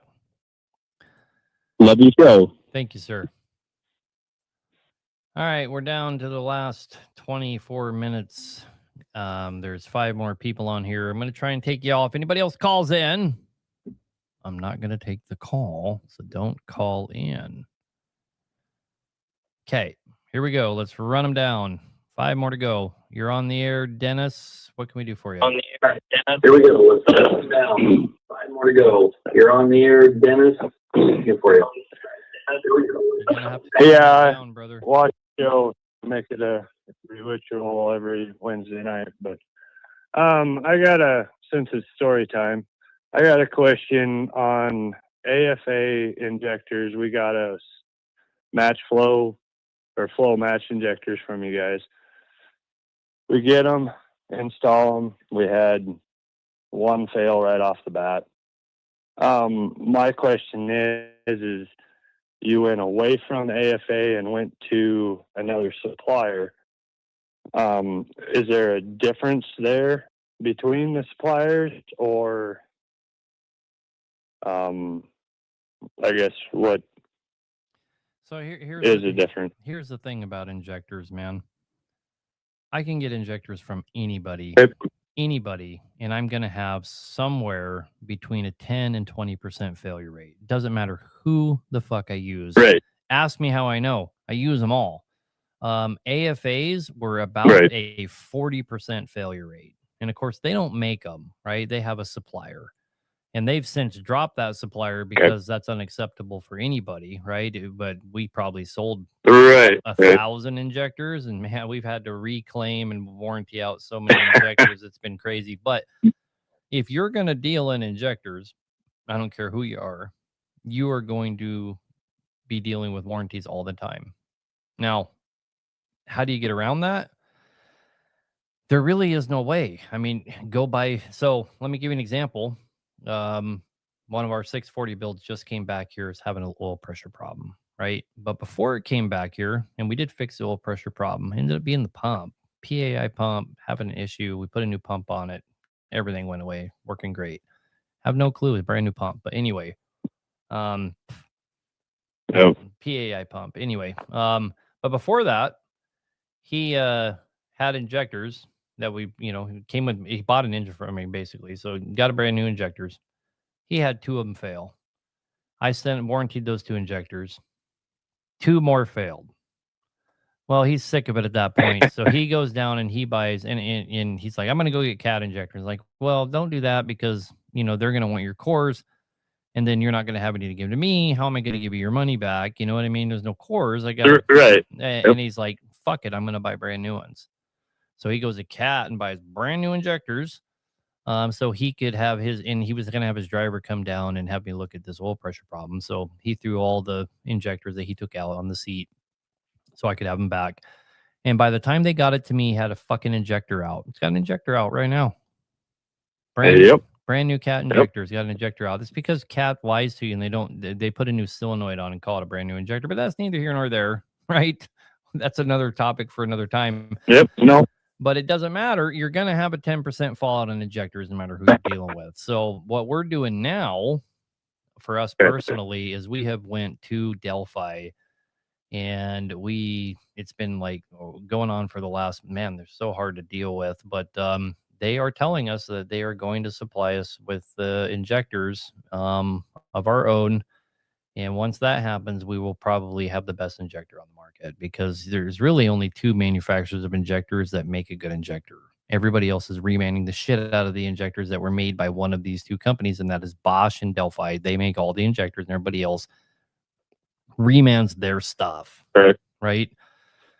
So, I mean, if I had like this dream world where I could make wishes and they come true, Bosch would be making me injectors.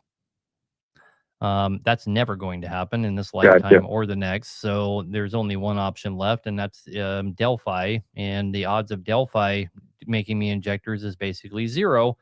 But an engine parts manufacturer went to them on my behalf, and that manufacturer happens to supply them with all of their O-rings for all of their injectors, and they're mediating the deal for me, and it sounds like they're going to do it. So we are working on getting an injector, but for now, if you buy injectors from me, we're just picking from a pool of the least known failures. So in other words, we have a list here. Okay, this company's injectors have a 10% failure rate. These guys have a 15% failure rate. These guys have a 20. As long as the 10s are in stock, that's what we're going to send you. If they're not in stock, we're going to go down the line. Does that make sense? It's unfortunate. Yeah, it's just but I unfortunately had me. Okay. Well, I unfortunately had 50% failure.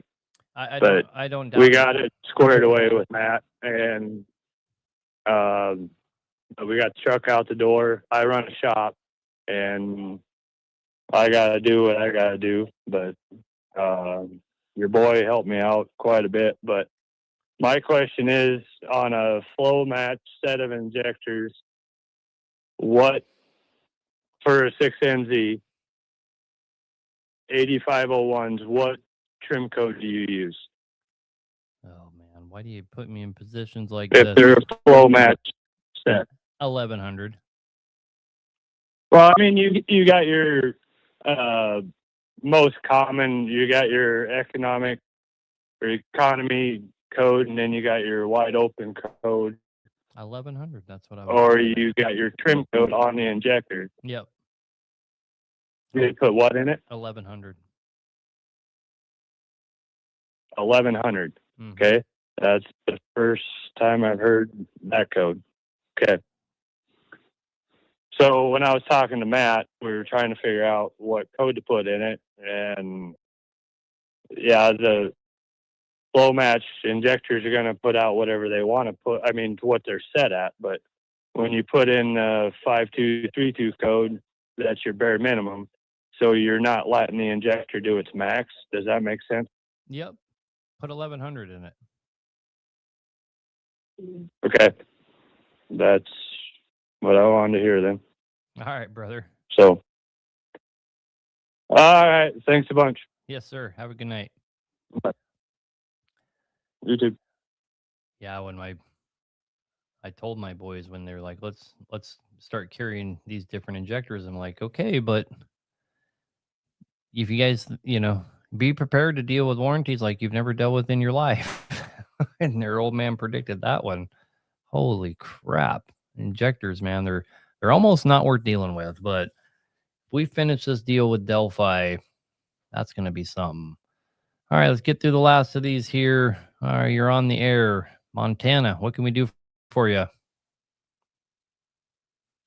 I got a 379 Pete with a C15 MXS cat in it. It was a twin turbo, and we rebuilt it. We made it a single. Deleted the IVAs. 16-to-1 compression pistons. I've had a couple guys try to tune it to get the pyro down. It's just, I don't know. I don't like my pyro running at 1100. Well, 1100 is not hurting anything, but it is on the higher end. So here's kind of a way to look at it, brother. And I'm not saying your tune's not shit. I don't know, right? I'm just addressing your pyro motor issue. If I was driving your truck and 1100 is the hottest I see, and I'm not changing the way I drive to keep it from going above 1100, 1100 is my ceiling, I don't have a problem. There's nothing wrong with that setup. There's nothing wrong with that truck. There's nothing wrong with that turbo. There's nothing wrong with that engine. Now, if 1100 is where this thing just goes to 1100 and you got to change the way you're driving just to keep it down to 1100, yeah, you got problems, right? Yeah, I do.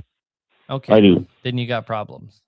If If I don't shift down, it'll go higher. Okay. So, And yeah. Let me put it into perspective. If you have a good old 6NZ, which is what you're trying to replicate by singling that out, so to speak, right? Theoretically, a 6NZ set up from Cat, from the factory with a, 550 capable turbo, Cat turbo, stock, it's a stock 550 Cat. You can get that thing in a hard pull in the low side, fourth over, fourth direct, pulling 113,000 up a 14-15% grade, and you're not having to shift down to keep the pyro from climbing above an acceptable temperature. That's how it used to be. And there's absolutely no reason That's how it used to be. There's absolutely no reason that engine that you have right now cannot do the same thing. It's a tuning problem, or it is a turbo to fuel problem. I mean, what kind of turbo do you have on it?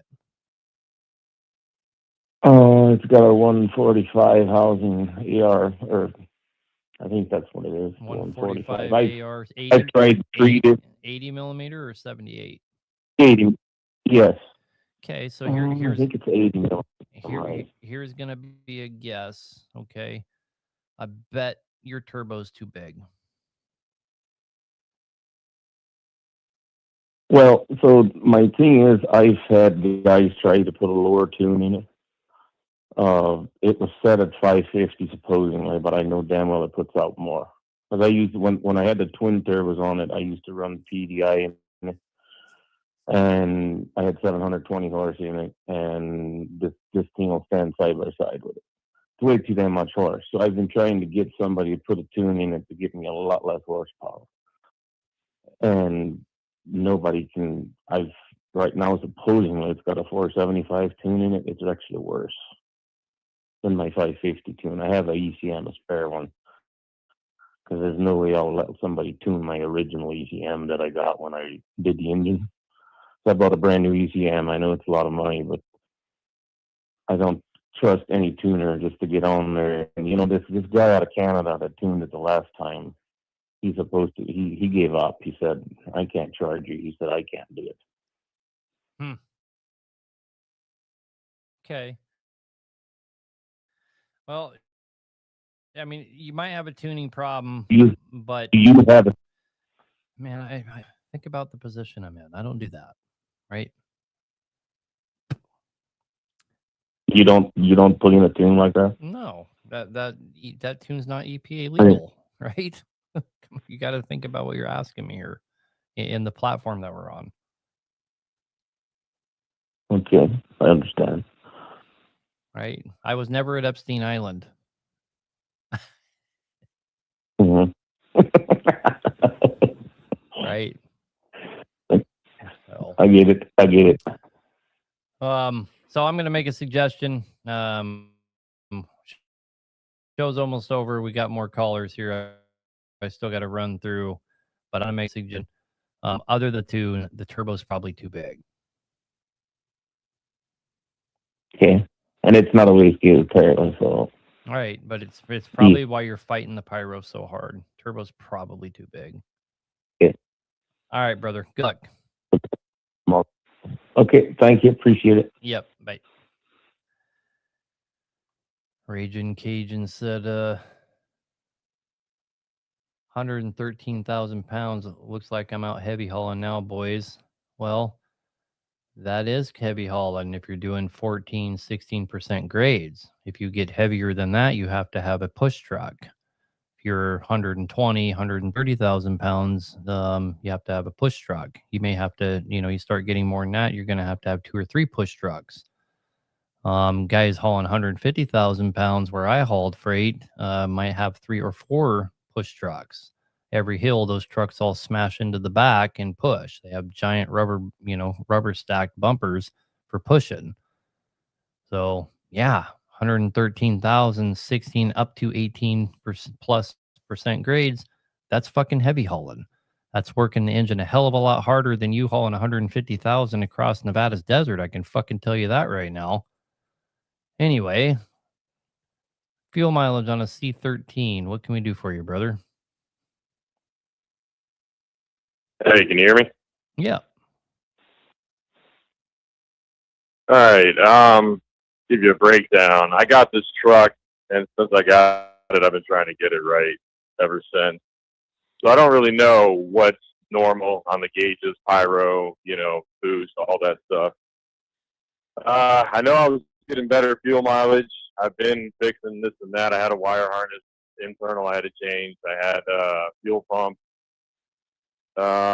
Basically, I'm getting really crap fuel mileage right now, and I was getting over 5. And I'm just trying to see where you think I should look. I'm still trying to grasp what the problem is here. What's the problem? You're just seeing a little bit worse fuel mileage? Like I said, fuel mileage. I was over 5, upwards of 6. I'm about 4 now. Like I said, there's an issue somewhere, and I just don't know what it is. I know I just had a boost leak that was under a collar or a clamp, and I found that, and I'm getting better now. And I've been saying it's a boost leak, but everybody's telling me I don't have boost leak. Well, I mean, a boost leak will make you have terrible fuel mileage. Terrible fuel mileage. You can, other than that, so after you fix that boost leak, have you done some consistent running to see that you're still having a fuel issue?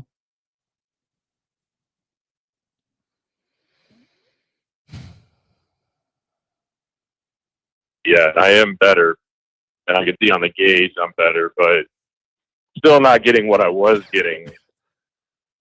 Well, so you got to look at the things, and for all the people that keep calling, we're done taking calls. Sorry if I dropped your call, but we got one more caller we got to take here, and then we're done. You got to look at what gets you bad fuel mileage. Boost leaks, wore out engine, wore out turbo, which can go right along with your boost leaks, bad injector.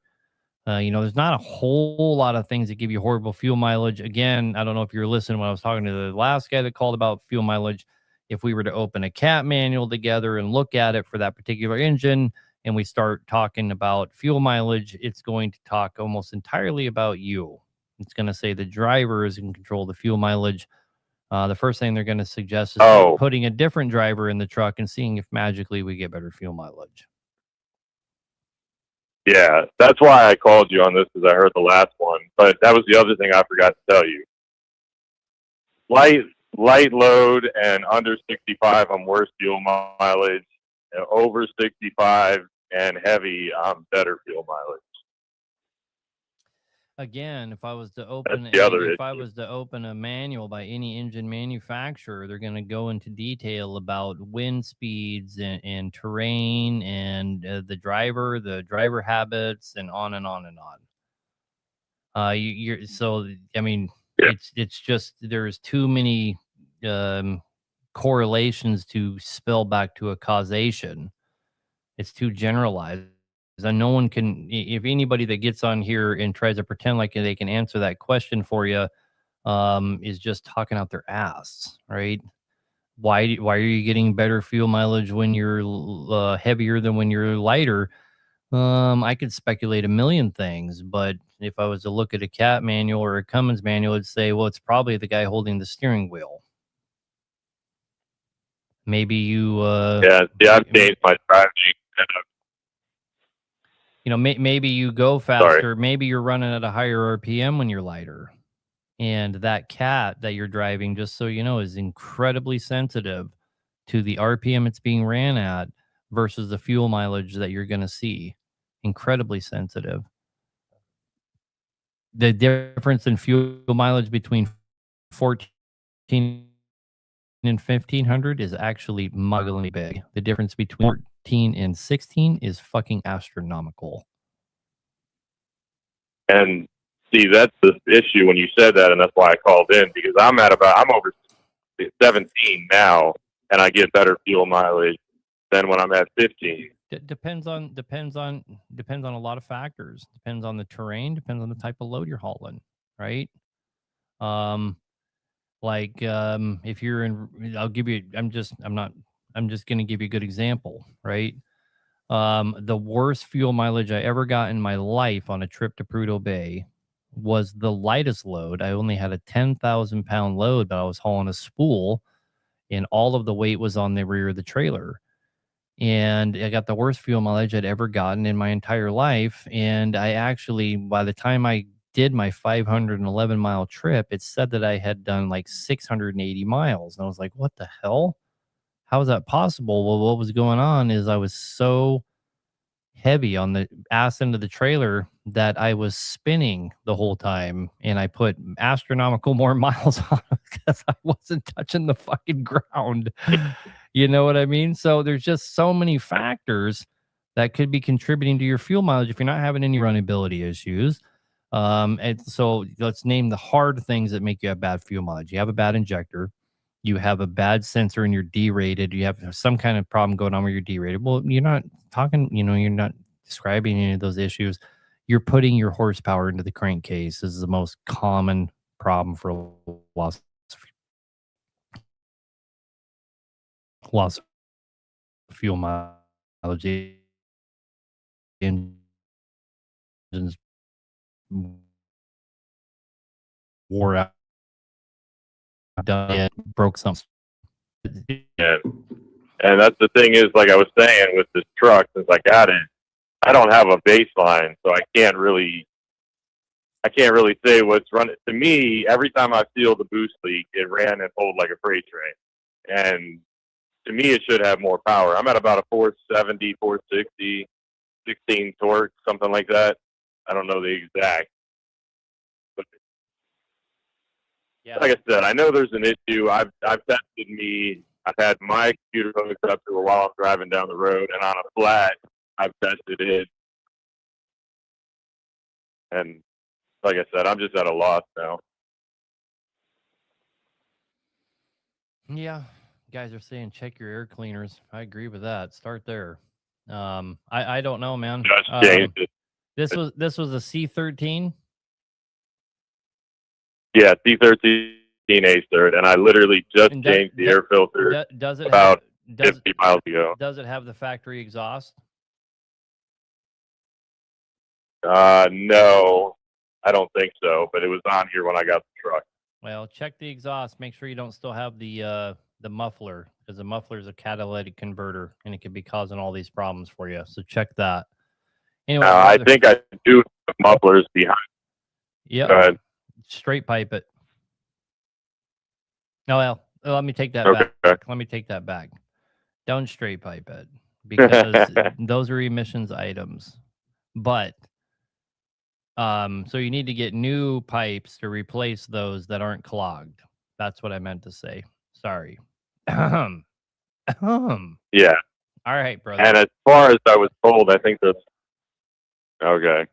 No, you're good. You're good. Yeah, I am trying to hurry you along, but anyhow, I got one more caller to take. I know. We're already out of time, so. But yeah, why don't you check to see if that's the issue and call back next week? I'm curious to see what you found out. Yeah, I will. All right, brother. Have a good night. All right. Bye.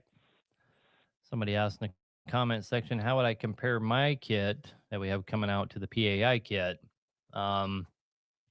I've made a lot of videos on that. PAI makes awesome parts, but their coatings, they charge a lot of money for that horsepower kit. That has their special coatings on it, and they just come right off. We've proven it multiple times. Okay. Let me rephrase that. Sorry. In our experience, they come off. I can't tell you if yours are coming off, but I have lots of mechanic friends that have had the same experience. So anyway, How would I compare it? If I take a PAI piston and I coat it, is it better than their coated piston? I've proven that. There you go. Anyway, last caller. Sorry to keep you waiting. Kenneth, you're on the air, brother. What can we do for you here? Hi, so I got a 12-speed endurance that is down when it downshifts from 7th to 6th gear. It lets out a horrible grind. Only does it one time a day. Doesn't matter what temp the truck's at. It will only do it one time a day. So we pulled the transmission on it, and clutch was good. It's got a brand new clutch on it. It's got a brand new MTM on it. It's got a brand new LCA on it. Got a brand new inertia brake on it. Main housing, everything in the main housing looks good. Everything in the rear housing looks good. Everything in the clutch housing looks good. There's no signs of grindage anywhere. No chunks of metal. Fluid looks great. Everything. I don't know. This is an automatic transmission. Yeah. Yeah. So I'm looking to the comments because I have zero experience with them other than breaking in some trucks that have them. Yeah. Diesel Tech, whoever that gentleman is saying it's a bearing failure. You have a race spinning. Looking to see if there's any more. I mean, there's guys out there, and I'm sure there's guys in our comment section that have lots of experience with them. Is why I'm looking here. It really stumped me because the grinding it's making, you think it would be obvious signs. So one guy made a comment here, and I want to clear this up for everybody that watches this. Okay, somebody just said race spinning in those is very common, so it's probably the issue. Another guy is saying the same. So we have 3 people consensusing over here, but somebody on YouTube is saying, let's call a transmission guy about engine rebuilds. And obviously he's making a pun about you calling an engine guy about a transmission.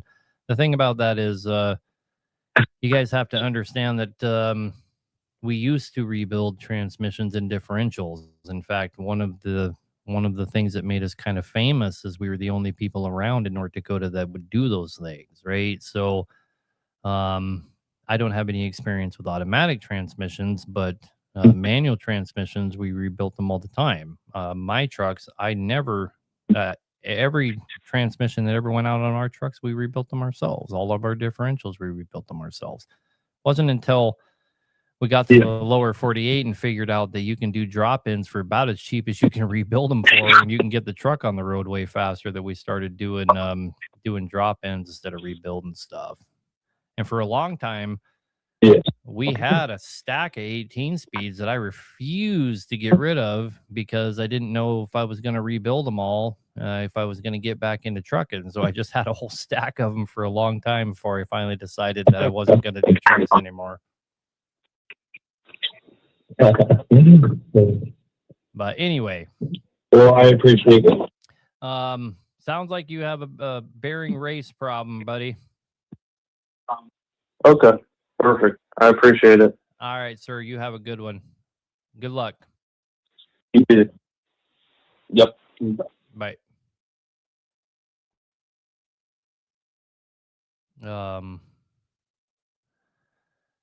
Anyway, let's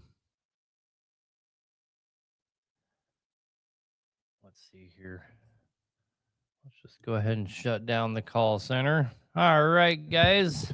Another show. I wasn't trying to pick on you. YouTube is awesome. I just, we have a lot more experience with transmissions than you probably could imagine or that you knew of. My brother-in-law especially, he rebuilt all my 18s and 13s, and he's done some 10 speeds, but all ours were 18s and 13s, so we're most familiar with those. And especially differentials. We've rebuilt every kind of differential out there, including 2-speed differentials and 46s and lots of 40s and super 40s.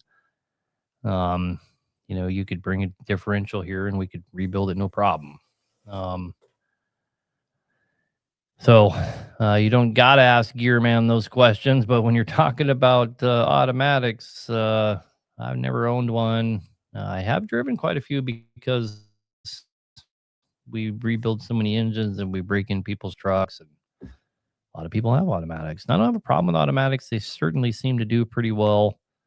I know when we were running down in the South there for 18 months when the oil field collapse was going on and we were just trying to get through it, it seemed like everybody had an automatic. And I certainly changed my view on automatics being down there.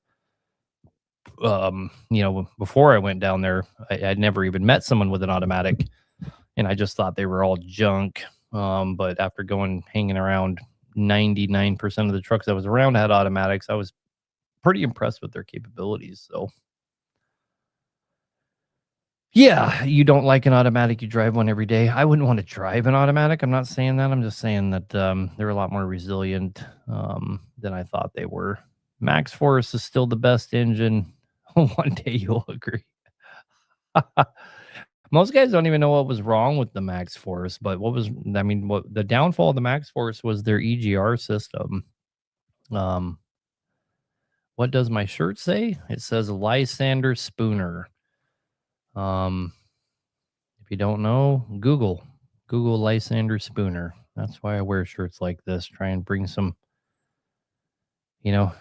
I'll be honest with you, doing a show like this isn't really where my heart's at. I do enjoy doing this every week, but if I was doing what I wanted to do, I would probably be doing a show. And I used to have a radio show for many years where the topics I would be talking about would be about stuff like Lysander Spooner or Enton de la Botay or Gustav Molinari.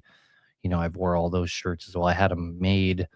That would be a show that I would rather be doing, to be honest with you guys. That would be much more enjoyable for me, but I'm not really doing this show for me as much as I am for my constituency, my fan base, so to speak, or my follower base, I should call it, not necessarily my fans. Not everybody loves me, that's for sure.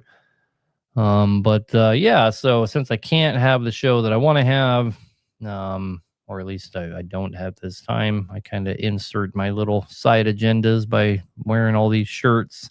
I wear funny shirts, but I wear a lot of shirts where I'm really trying to get my agenda across. So, Max Force for life. You guys are so goofy. Do a little Google research on your Max Force and see what it says about what the problem was. It was all about the EGR, the forced induction of the EGR system that they built. Just made the internal temperature so fucking hot that it destroyed their engines. Wouldn't hold up. It was just a failed design. And they, but they made so many of them and it basically just bankrupted them and they weren't able to recover from it. So kind of is what it is. It was actually a great little engine. If it wasn't for the EGR problem, they would have been great engines and we would all be considering, we would all be talking about them as one of the great engines. If it hadn't have been for their mess up on the EGRs. Honestly, the engine itself wasn't bad. It's just they had that one design flaw. So anyway, love you guys a long time. Probably better wrap it up. Appreciate everybody participating. I appreciate seeing the same guys over and over too. It means a lot. So it's one thing to just catch random people. It's quite another to have guys that religiously come on here and be a part of this show. I appreciate that. That really does mean a lot, guys. So love you a long time. I will see you next week. Same time, same bad channel. So the moral of the story, delete it. How do you guys like to give me grief? Have a good night, man. Love you guys.